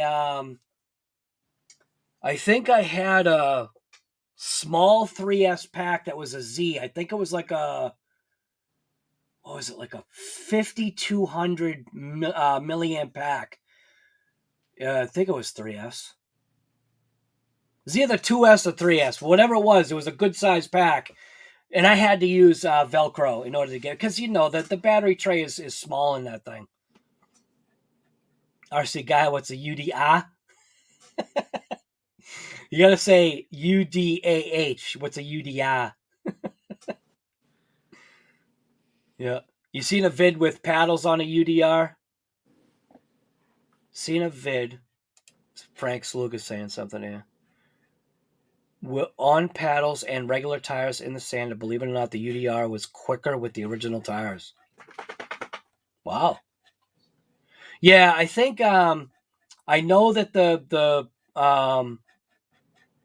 paddles that I have coming are definitely more for the Mojave than they are for anything else. But the thought was to throw those on a couple of other cars that have 17 millimeter axes. Not necessarily the UDR. The downfall of the X-Maxx and UDR, because I put them in the same era and category, was the ESC. Yeah. The ESC is just, it's underpowered for what the motor's capable of and what the RC can handle. And Traxxas does that for longevity. And I think TSM is better. And that's why my whole putting the 8S in there, even though I'm probably not going to run it on 8S much, it's mainly going to be on 6S, is going to give it those extra amps to get that thing moving. Tyrone Wiley says, Earl or Guy, what do you think about the paddle tires on the new or older Traxxas Max? And I would say unless you've got the upgraded axles, I wouldn't put paddle tires on a Max. Because I feel you'd tear out the plastic axles. Yep. I feel those centers would just rip right out. You'd rip an ear off. Probably wouldn't be right away, but It would be too much. I think it's too much traction. I mean, especially for the original one. I mean, the thing's in a wheel stand half the time anyway. Right. Yep.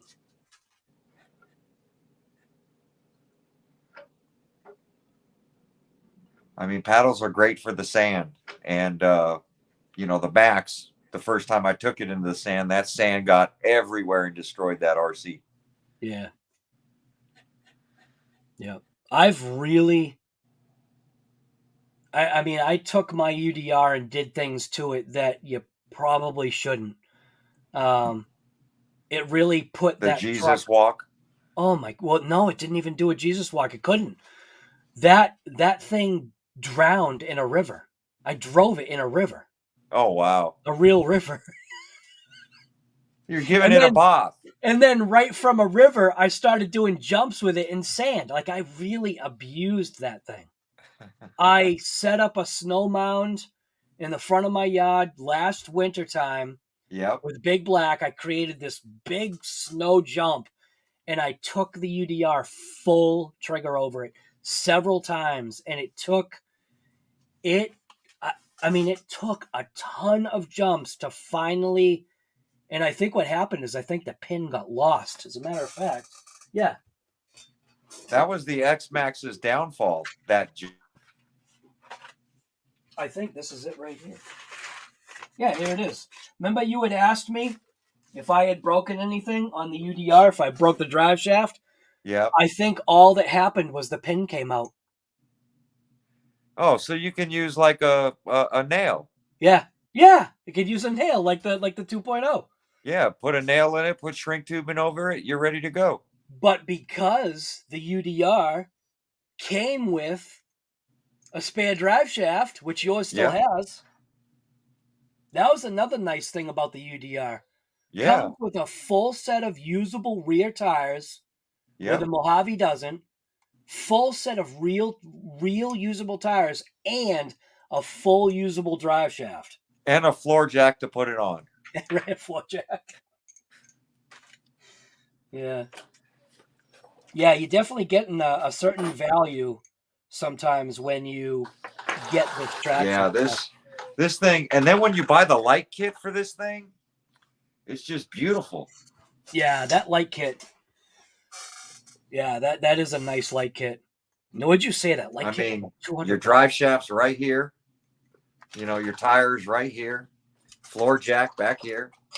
Yep. You know, the floor jack I had for the Super Ray 2.0, it broke off. Got fire extinguishers, Fox shocks. You just can't beat it. Right. Brake lights, reverse lights. Yeah, but the brake lights and reverse lights was a $200 upgrade. You know, got a big light bar and then the double light bar up here. Oh, man. And now they make the corner lights, not Traxxas, but somebody makes you cut these little black things out and you can put more corner lights hooked into this. Oh, I think I've seen that. Yep. Yep. So I was looking up a bunch of stuff for this, trying to figure out what I was going to do with the battery tray. Oh, they've got this peened over. You can't really pull that out. It's peened over. What's that, the pin? That's the band that goes around the drive shaft. Uh-huh. It's peened over. Right there. So you can't take it off? I don't think so. Yeah, it looks like they made it so you can't. I don't think it's a set screw. You can heat it up maybe and slide it off or put it in the freezer? I don't know, man. I've never really looked at it. I've never had an issue. Yeah, this one's really damaged pretty good.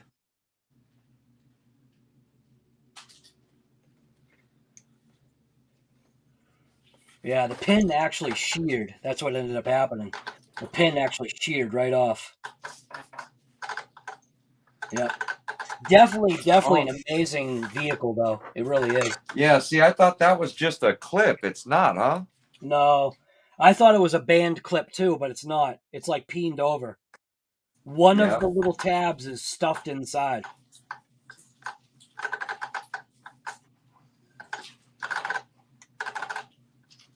It's almost as if,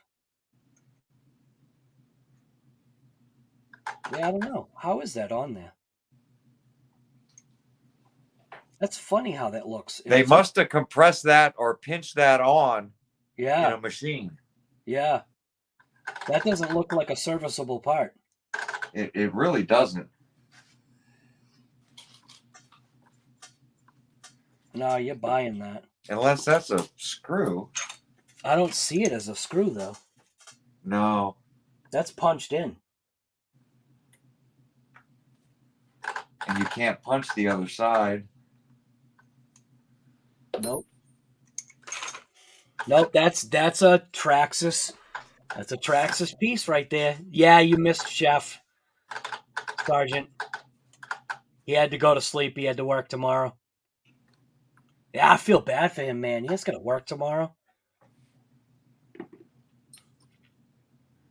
Yeah, your first shaft. Yeah, my drive shaft lasted a while too, Frank. Yeah, he had to go to sleep. Yeah, he definitely did. Larry put the Duratrack haptics on his Revo.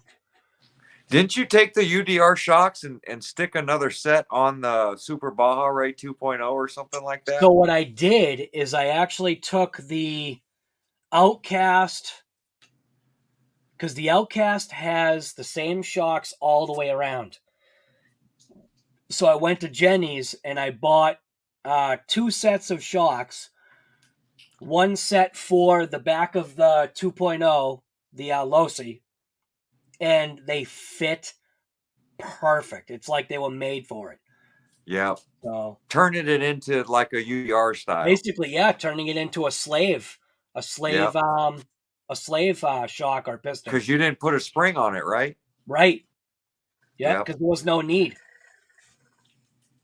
Yep. It was just a slave, just like the UDR. And it worked. It worked great. It really did.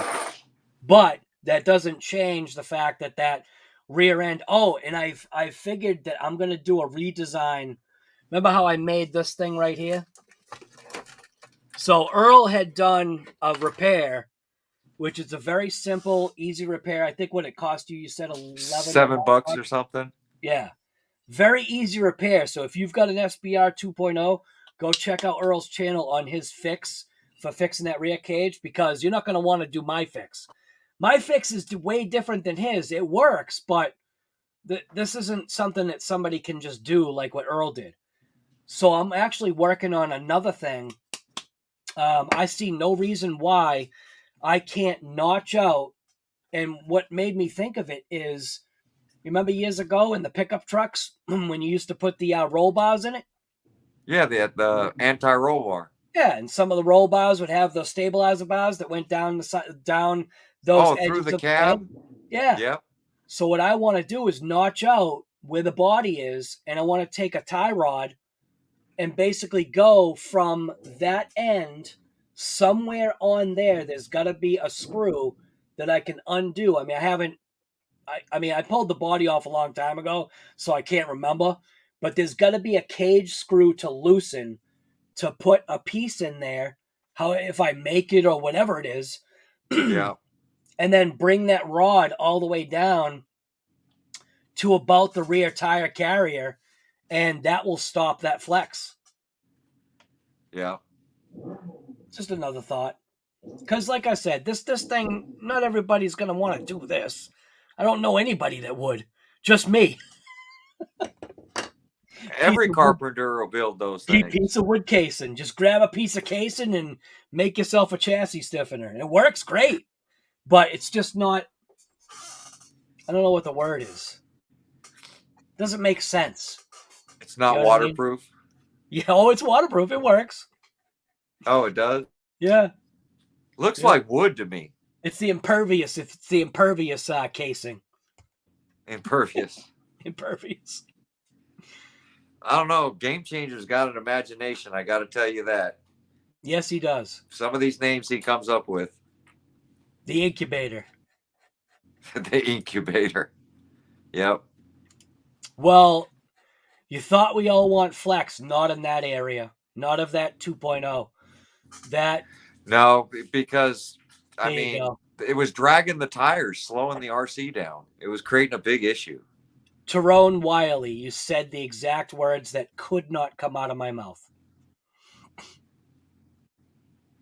Yep, not practical. Yeah, it's not.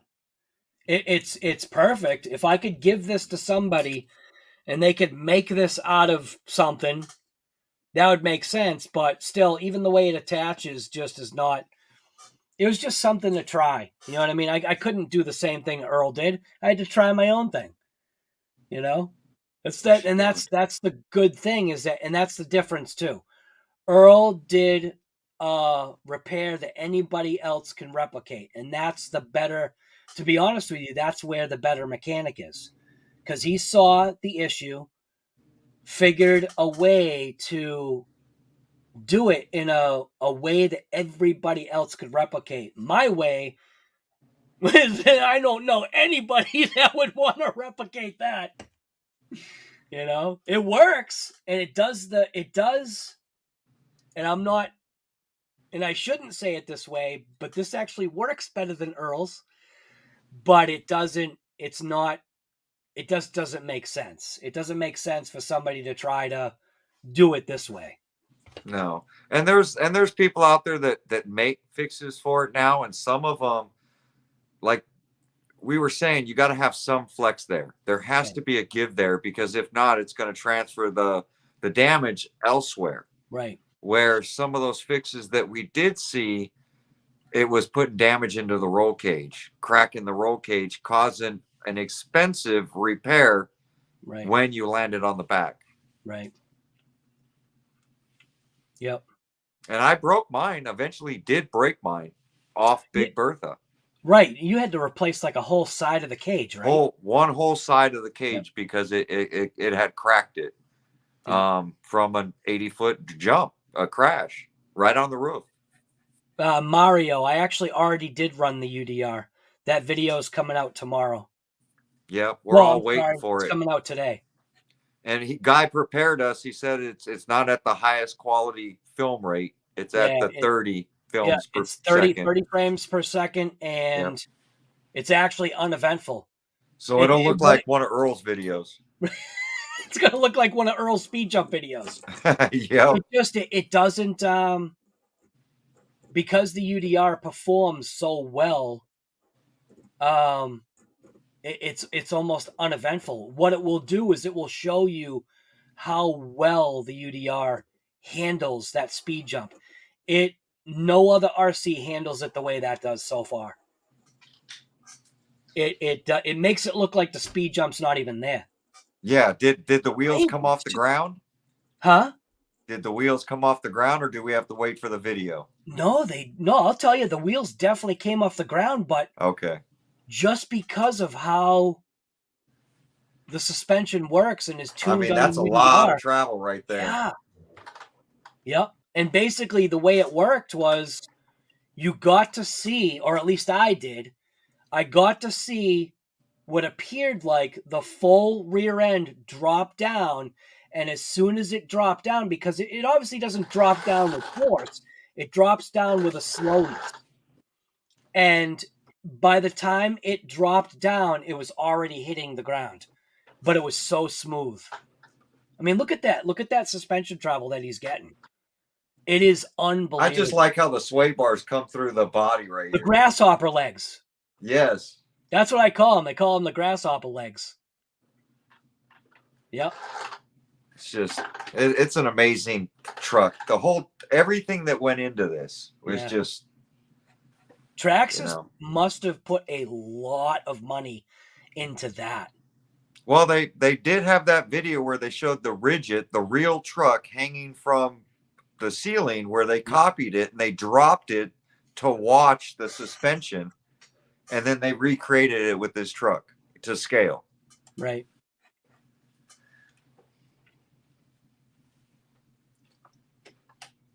And for $799, come on.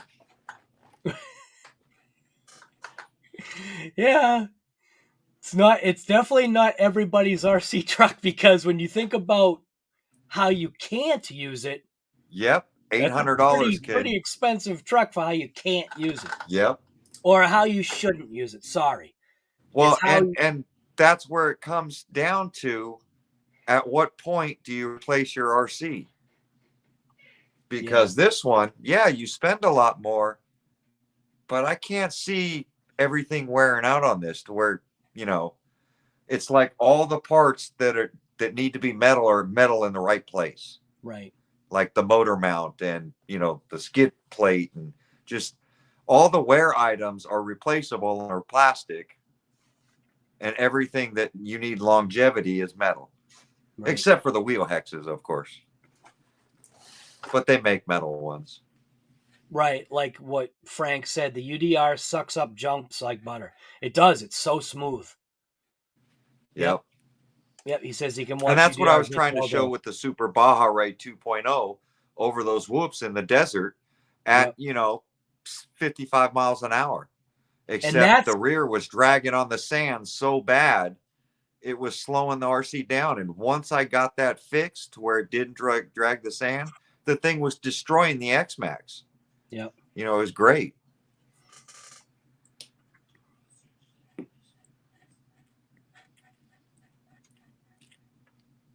$2:30, half an hour.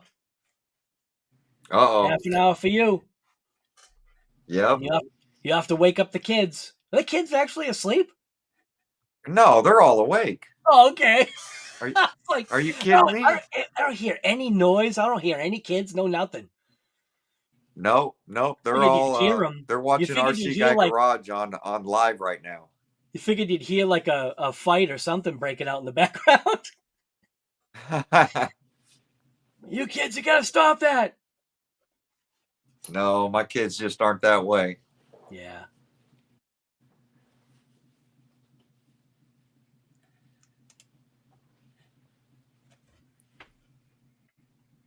So you should be waking up any minute. Yeah, basically. Yeah, and that's what happened that other night. I got to bed at 3:45 and woke up at 6:30. At 5. 6:30. Yeah. Even this morning. Was it this morning that I was? Well, I'm sorry, yesterday morning. But this morning for you, wasn't I up like wicked early? Or was it the other day? You were up early because I called you at my time was, I think, 2 or 2:30. Right.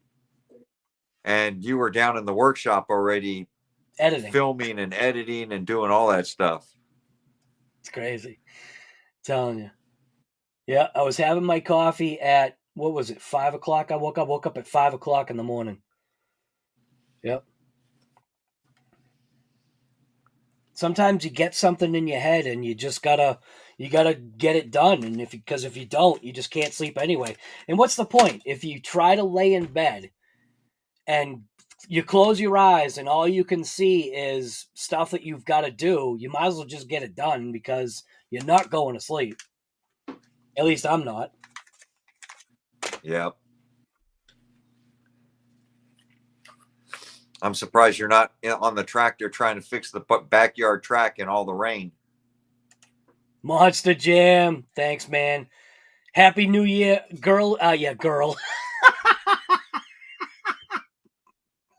Normally you call me Hurl. Dude, I did a U. I combined the two names together. Earl and Guy Fund. Oh.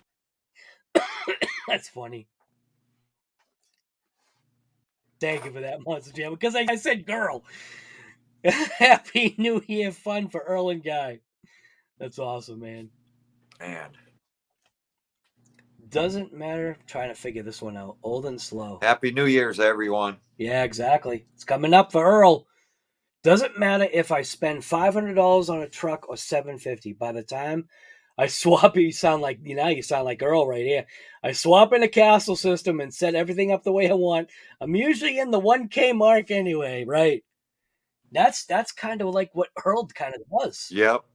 I think just about every large scale RC has got a castle system in it. I don't even want to know. Like, because everybody knows, man, and Earl works goddamn hard for his money, so he gets nothing for free here. Nope. Nope. This is definitely not a sponsored channel. Well, it's sponsored. It's just sponsored from Chase. So Frank is saying, check the video that you just posted.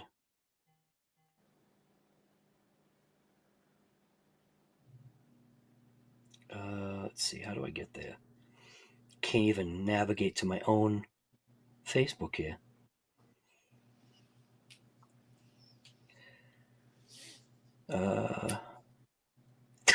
Can't even get to my own Facebook. Come on.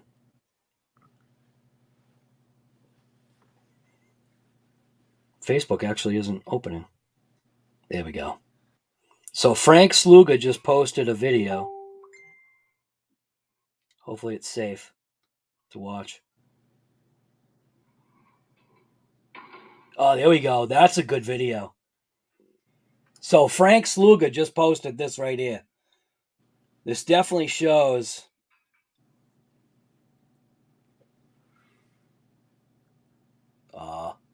It's not going to focus, is it? Shows the drop of just how that UDR acts. Oh, yeah. And just plants itself. It just soaks it up. Yeah. And that looks like he's got metal trailing arms, it looks like. Yeah, GPM stuff or Vidavon? I don't know. Frank, what is that? That looks like you've got metal arms. Metal trailing arms. Because I know GPM and Vidavon both make those trailing arms. Oh, you know what's funny too? When I first bought, and this is also, again, this is how good this UDR is. So when I first got this UDR, what I did, I spent all kinds of money getting all RPM UDR stuff, front arms, everything. I got everything for this UDR. Lower arms, upper arms, trailing arms, everything. And I never needed it. And I have really, really beaten this thing to a pulp. Yeah. And I have not broken a single. I mean, I did snow rips with this thing where you'd figure the plastic would shatter, and nope, nothing.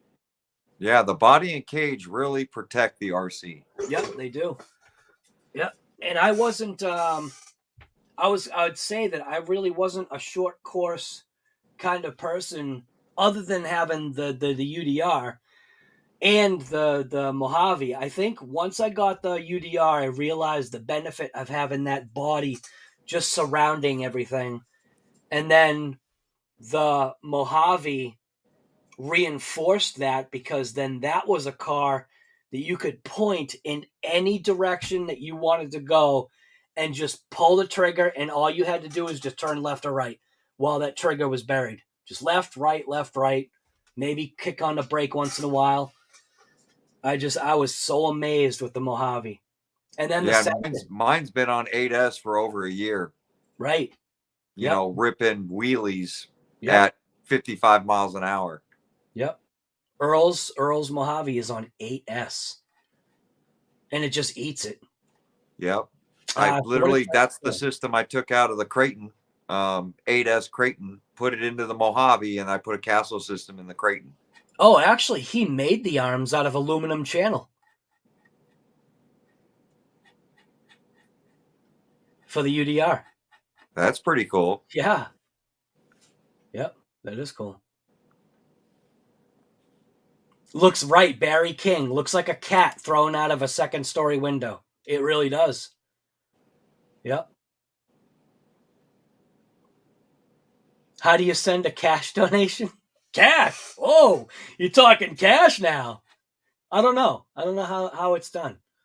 I think you have to click the $sign or something, or you have to have something set up. I'm not really sure.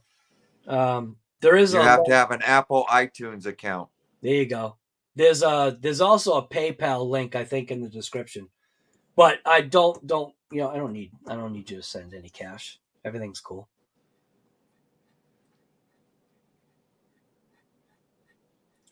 most people on YouTube convert from a short course truck with a fairly within a fairly short period. Convert from a short course truck. Yeah, Why? like we did with the Slash to the bug body, make it an open wheel. Right, because you don't like the float, right? You don't like the float at that speed. Right. But I'll tell you, I don't think I would want to take that away from the Senton, the Arrma Senton. I think the Senton needs it. It does. The plastic is a little weaker than most of the other manufacturers. Yep.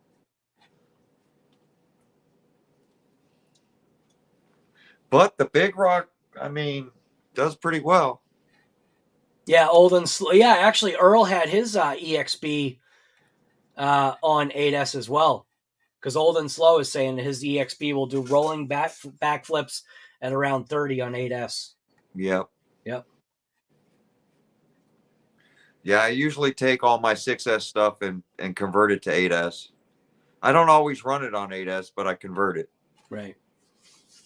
And the reason for that is because your thought is you're doing less harm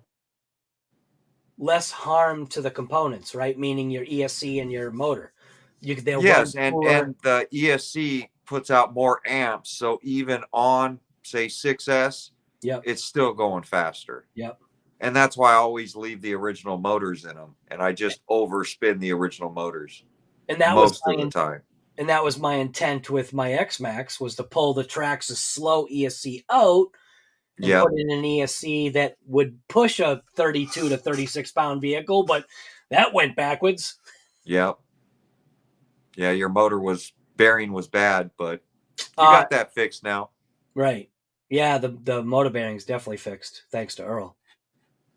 So am I going to be putting on cat packs on my Limitless? 100%. Yep.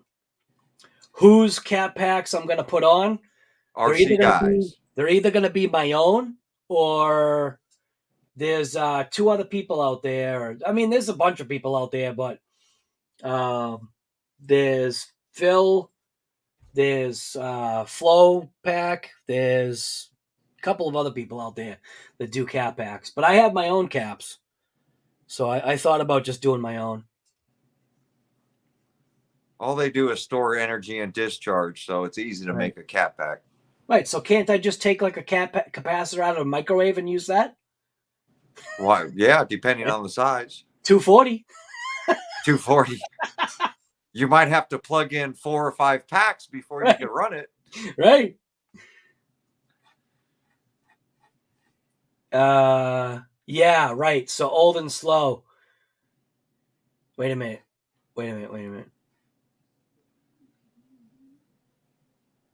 So, I'm trying to catch, I think I'm reading things wrong, but I think West Texas was talking to Old and Slow and something about a censored system, and he was a little weary.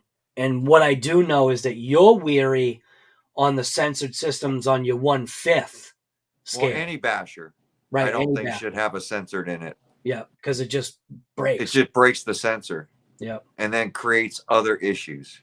Yeah. I think Hobby Wing's perfect for bashers. You don't need to spend the money on a castle system for a basher. Good morning, Sergeant J. Good morning, gentlemen. How are you? Good. Got up. So how's the start of 2022, Sergeant? It's quiet, but there's still people blowing up fireworks outside. It's like 8:30 something in the morning. Oh my God. Wow. They're happy. They're happy that 2021 is over. Yeah. The extension of 2020. Yep. So I figured I'd have a tea and then go lay my ass back down. Nice. Well, Earl's, what's funny is that you're already in 2022 and Earl is still sitting here behind in 2021. Yeah. It's just crazy. waiting. Yeah. Another 15 minutes. We only got a few minutes. Yeah. Yeah. 15 minutes. Pardon my language, by the way. And he can join the club. Right. Yep, I'm living in the past. Censored is good for racing and crawling.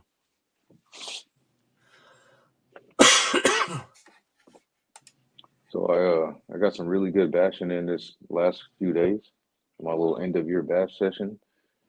I literally ran every truck that I could with the battery capacities that I have and all that stuff right now. So it's pretty cool. So I'm gonna put a long video together. I'm gonna try to do as little editing out stuff as possible and just make it one giant bash video. So it's gonna be pretty cool. Couple hours of just breaking stuff. Yeah. Yeah, actually, a few things did break, so Yeah. it was fun. It was fun though. And that's what it's about. Sometimes it is about getting out there and doing what Sergeant just said, and just don't having some fun. Don't always worry about breaking something. Sometimes you just gotta let it eat. Yeah, man. Got all of 2022 to fix stuff. It's only right. It's only good. Right. You've got all of 2022 to fix things. Yeah, it's just like it's only. Well, people will say it's only money. It's only time. Just a couple bucks, you can get it back on the road. Yep. Yep. And that's why shelf queens are just not where it's at. Right. This beast took a beating. It actually blew a tire. So I'm running the Outcast EXB tires on it, the backflips. Yep. Yeah, and it blew one of those off the rim, but it made it through a whole bash session, so that was pretty awesome. The Super Rock Ray did very well. As you can see how muddy it is. Actually, I have the 5T 2.0 wheels and tires on it. And on one of the massive jumps I took, it broke a rim. And that one's far from stock too. Oh, way far. Yeah, from stock, that rig that you see right there that just looks like a pile of mud, that has got some expensive parts on it. Yep. It's all Vitavoned out. Oh my God, yeah. Yeah, it's got Vitavon, and then it has some hot racing items. The trailing arms from Losi are the aluminum ones they make. Yeah. Even some GPM stuff is on there, like the shock towers are GPM. Yeah, it's funny. My original Super, what is that? Super Baja Ray is all built with GPM. It holds up too. Like I mean, I haven't had any issues with those shock towers, and I've sent that thing to the moon. Yeah, no, my original's pretty beat up. And it has the Vitavon rear axle, the whole axle housing. That thing is decked out. It has a Vitavon transmission case. Their compound gear for the inside of the transmission. Other than that, just some T-bone parts. Oh, Vitavon front shock tower. And then I put a D845 servo in there. It works pretty well for that truck. It's not too heavy, so that servo actually does pretty well. And this is what it looks like when it's brand new. Yep. Yeah. So you got Sergeant J's right there that was just thrashed to death. And here's Earl's. You want to see the difference? Yep. Just covered in dirt. Yep. Or dust. Yeah, covered in dust. I'm running the stock electronics in this as well, as far as motor and ESC. Never had to change that out. It's always performed well. Wow. And then the Kaiju, old Kaiju, looking crippled over here. Uh-oh. Yeah, but it looks like you got wheel extenders on that thing. I do. Yep. What are they, 20 millimeter? Holy crap, that thing's wide. I think it's a 10 millimeter. Yeah, I think it's a 10 millimeter hex on there. Wow. It definitely looks it was the ones that it's the ones that Red Cat actually sells as a hopper for. Right, yep. Okay. That's your shirt. Old shirt had a real good fun. It had a bath, so it was nice. It was nice. Now that thing is just direct drive, right? Yeah, it's direct drive. There's a motor on each wheel. Yeah. And there's 2 ESCs inside of it that powers up everything. And it's got a 9,000 milliamp hour battery on it, so it'll last like 3 hours. That is pretty crazy. MT410. Had some fun. I know you saw my little teaser video. I posted a little Oh, yeah. TikTok and Instagram post. Oh, yeah. So this thing Sending doing it some off crazy into front flip. the sunset. Oh, the poor Losi 8XT. Look at her. Oh man, she got dirty. But she actually performed well. I got the motor tuned in pretty good, so And that's worked one you great. like too, right? Don't do that. Yeah, I really like this one. Scratches it. Like, it's one of my favorites as far as like building it and then setting it up how I want it, and then getting the modded engine, the pipe, and everything. Right. It's running a Nova Rossi 28.7. I sent it over to RB Mods Rick Brake, and he modded it for me with the ports and stuff. So it's got a little bit of power in it now. So I finally got a decent tune on it, enough to get a bash session in, and then sent it. And of course, we got the Kraton 6S EXB, then the ET48. The Max got super dirty too. You probably can't see it very well down there. It's dark. Yeah. The mighty X-Maxx, as usual, it performed. It blew out. It actually tore the center of one of the tires. If you look at the tires, they look normal, but one of the tires actually blew out right in the middle, like down the center of it, and started Like a center seam? It started throwing the foam out while I was bashing it, but it still made it through the bash. Nice. So that was pretty cool. Then the steering servo went out. Yep. This guy, Kraton 8S, well, this is the Outcast 8S EXB. Only thing that stopped this truck was this tire blowing out right here. Yep. Doing wash at this time. Wow. And this thing shined. You guys are gonna love the sins when you watch this video I put out with this thing. I've never seen one get sent the way this thing got sent. It's pretty crazy. It was fun. Tons of fun, dude. I had a lot of awesome, man. A lot of good spills and stuff like that. But overall, it was fun. That's awesome, man. I don't think I can see the chat while we're in here, can I? Probably not. I don't know if you're able to enable it or something. I think because it's StreamYard. I think you have to have a second thing. I'm not sure. Yeah, I think so. Yeah, you can't see I can't see the chat because when I click on chat, all it allows me to do is talk to Guy and Sergeant J. So what you can't see is I'm posting up Frank Suga's like Earl's Dust Queens. Yep. Well, me and this truck have a history. Bad relationship. Yep. It's my trash bag. Yep. I'm not sure how new the comments are, but if I go over to comments and just read stuff, I can see Frank. He posted he needs a 5T. He's like, I need a 5T, man. Yeah, you do. You got to get one. Yep. And I think Sergeant J didn't have a very good relationship with his when he first got it either. Yeah, it was kind of quirky, man. Like the engine. No, the Baja Ray. Oh, the Baja. Oh, when I got that Super Rock Ray. The Super Rock Ray was. Yeah, it was a pain. You didn't like that thing. That was a bad purchase at first. I kept breaking stuff, and I'm like, come on, dude! Like this thing can't even take $2,000 later, it works. Yep. Basically. Yeah. Another whole truck and a half, and you good to go. Yep.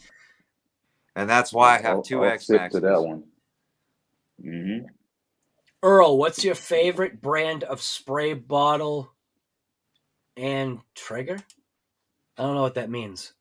Talking about like. Well, the stuff, everything I use to clean my RCs is automotive detailing supplies from 3D. Right. Oh, there you go. That's awesome. And it's only available in California, right? Yes. But you can order it online. Right. Check that out. Not a paid sponsor. Francesco Mendoza. Okay. Yep. 3D products. Yep. 3D products. I have to check that out. I know they probably won't ship out here, but. Yep. 3dproducts.com. You can order it straight off the website. The stuff is just good.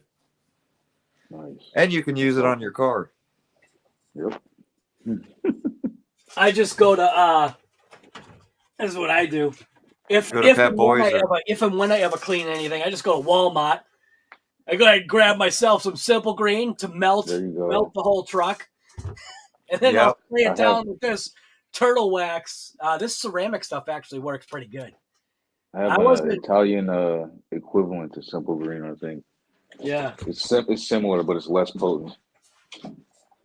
RC Guy Garage buys a gallon of solvent and some Simple Green, and he's good to go. Just spray it down.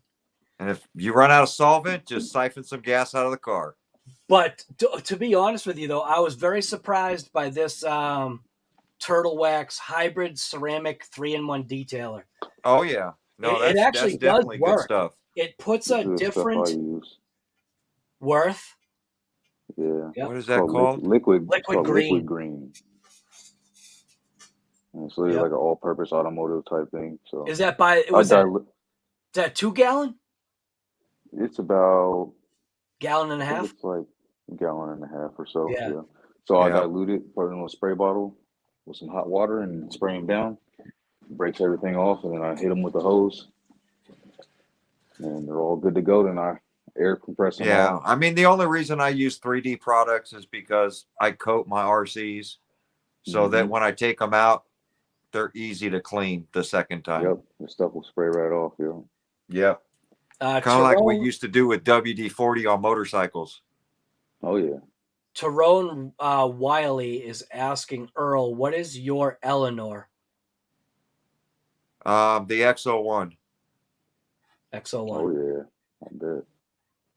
Now that's what got stolen from you, right? Yeah, I bought one, crashed it a couple hours later, totaled it. I sold it to the guy at the RC store for parts, and I bought another one, came home, and then the next day it was stolen out of my garage. Dang, dude, that's rough. So yeah, $2,500 and never got to run 100 miles an hour with it. Yeah, that's no good. That's the RC that keeps getting away. When I was younger, so I call it my Eleanor. Yep. I had a whole bunch of RC stuff, and I recently come back from a deployment, and I was staying with a friend of mine, and his girl's car had all my RC gear in the trunk. She rear-ended someone, got in an accident, right? It was her fault. She was on looking at her phone or something like that. She crashed and took the car to they took the car to the junkyard or whatever, impound yard or something, and she never recovered anything out of the car, and I couldn't go get the stuff out because the car didn't belong to me. Basically, it all just either somebody just went in that trunk and took everything, or she did something with it and sold it and didn't say anything. Oh man! I was like, man, I was so hurt because it was literally all the gear I had at the time. It was LiPo batteries, chargers, a whole truck, my remotes. It was crazy. Chris Stevens says that one of his Eleanor is one of Earl's builds. Oh no, that's funny. There you go. Yeah. Well, Earl does have. There is something that Earl's doing. There's a 15K giveaway at some point. Yeah, no, that one's almost the $2,200 giveaway. It's insane. That's awesome. That is awesome. Yep. Yeah, the green one. As soon as we hit 15,000 subscribers. Yep, 15K giveaway. Somebody wants to know thoughts on ceramic bearings. Lyle and Alyssa. I don't race, so I don't run them. So I would say if you're a racer and you're a nitro racer, a lot of times people use them for that. I don't know. Other than that, yeah, if you're just bashing speed around, runs, they create too much drag. So for me, that being said, what Earl just said, that it creates too much drag, that's what I actually have for my Limitless ceramic bearings. Yeah, you just got to clean out the grease and put in some either flow juice or some thin oil into them to get them to roll smoothly. Right. Yep. My Limitless is just going to be, it's something that I've never done before. It's building an RC car that is way above my capability. And what gives me the confidence is obviously watching Earl's videos, is knowing that it takes just basically a simple dial down of your throttle so that if you can't control your finger squeezing that throttle, which is what I'm trying to do right now at that little speed jump spot, is I'm trying to control myself on squeezing that throttle. That's why I'm there right now doing every car, because every car is going to react different. But it's just like trying to learn, because that vehicle is going to be so far out of my league that I want to make sure that once I get to it, I have a little bit of confidence in maybe my ability to squeeze the trigger or lack of squeezing the trigger. And that's the thing with a speed run, you don't always have to pull full trigger. Right. But you can pull half trigger and see where you're at, and pull gradual and just live to make another pass. Right. But I think that's my problem, though. I don't know how to do that. Yeah. And remember, your first pass will never be your fastest, because we don't warm up batteries. Usually your second and third, when the pack's warm, is when you're going to get that battery flowing and get the speeds up there. Get the juices flowing. So I'm going to show you guys my what I call my trash Yeah, bag. you don't hear it? Earl, Everybody's what time shooting is it? outside and blowing everything up. All of LA is on fire again. Pretty much. Yep. Open the door. Yeah, they got fireworks going off, and Yep. I thought I can hear something. I couldn't tell if it was Sergeant J or. Yep. wow. Is the whole neighborhood lighting up? Dang, people revving up bikes. Oh Yep. my God, that was Earl. Yeah, that was somebody. Somebody revved up a Put bike. in your password. Oh my gosh. I can't remember Oh, there what's we wrong go. with this There he noise, is. man. I heard somebody revving something outside.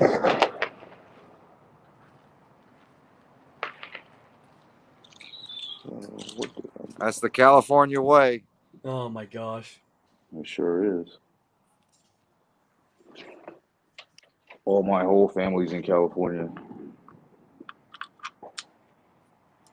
So I hit him up on the messenger and said what's up to everybody. We had a little video chat going yesterday. That's funny.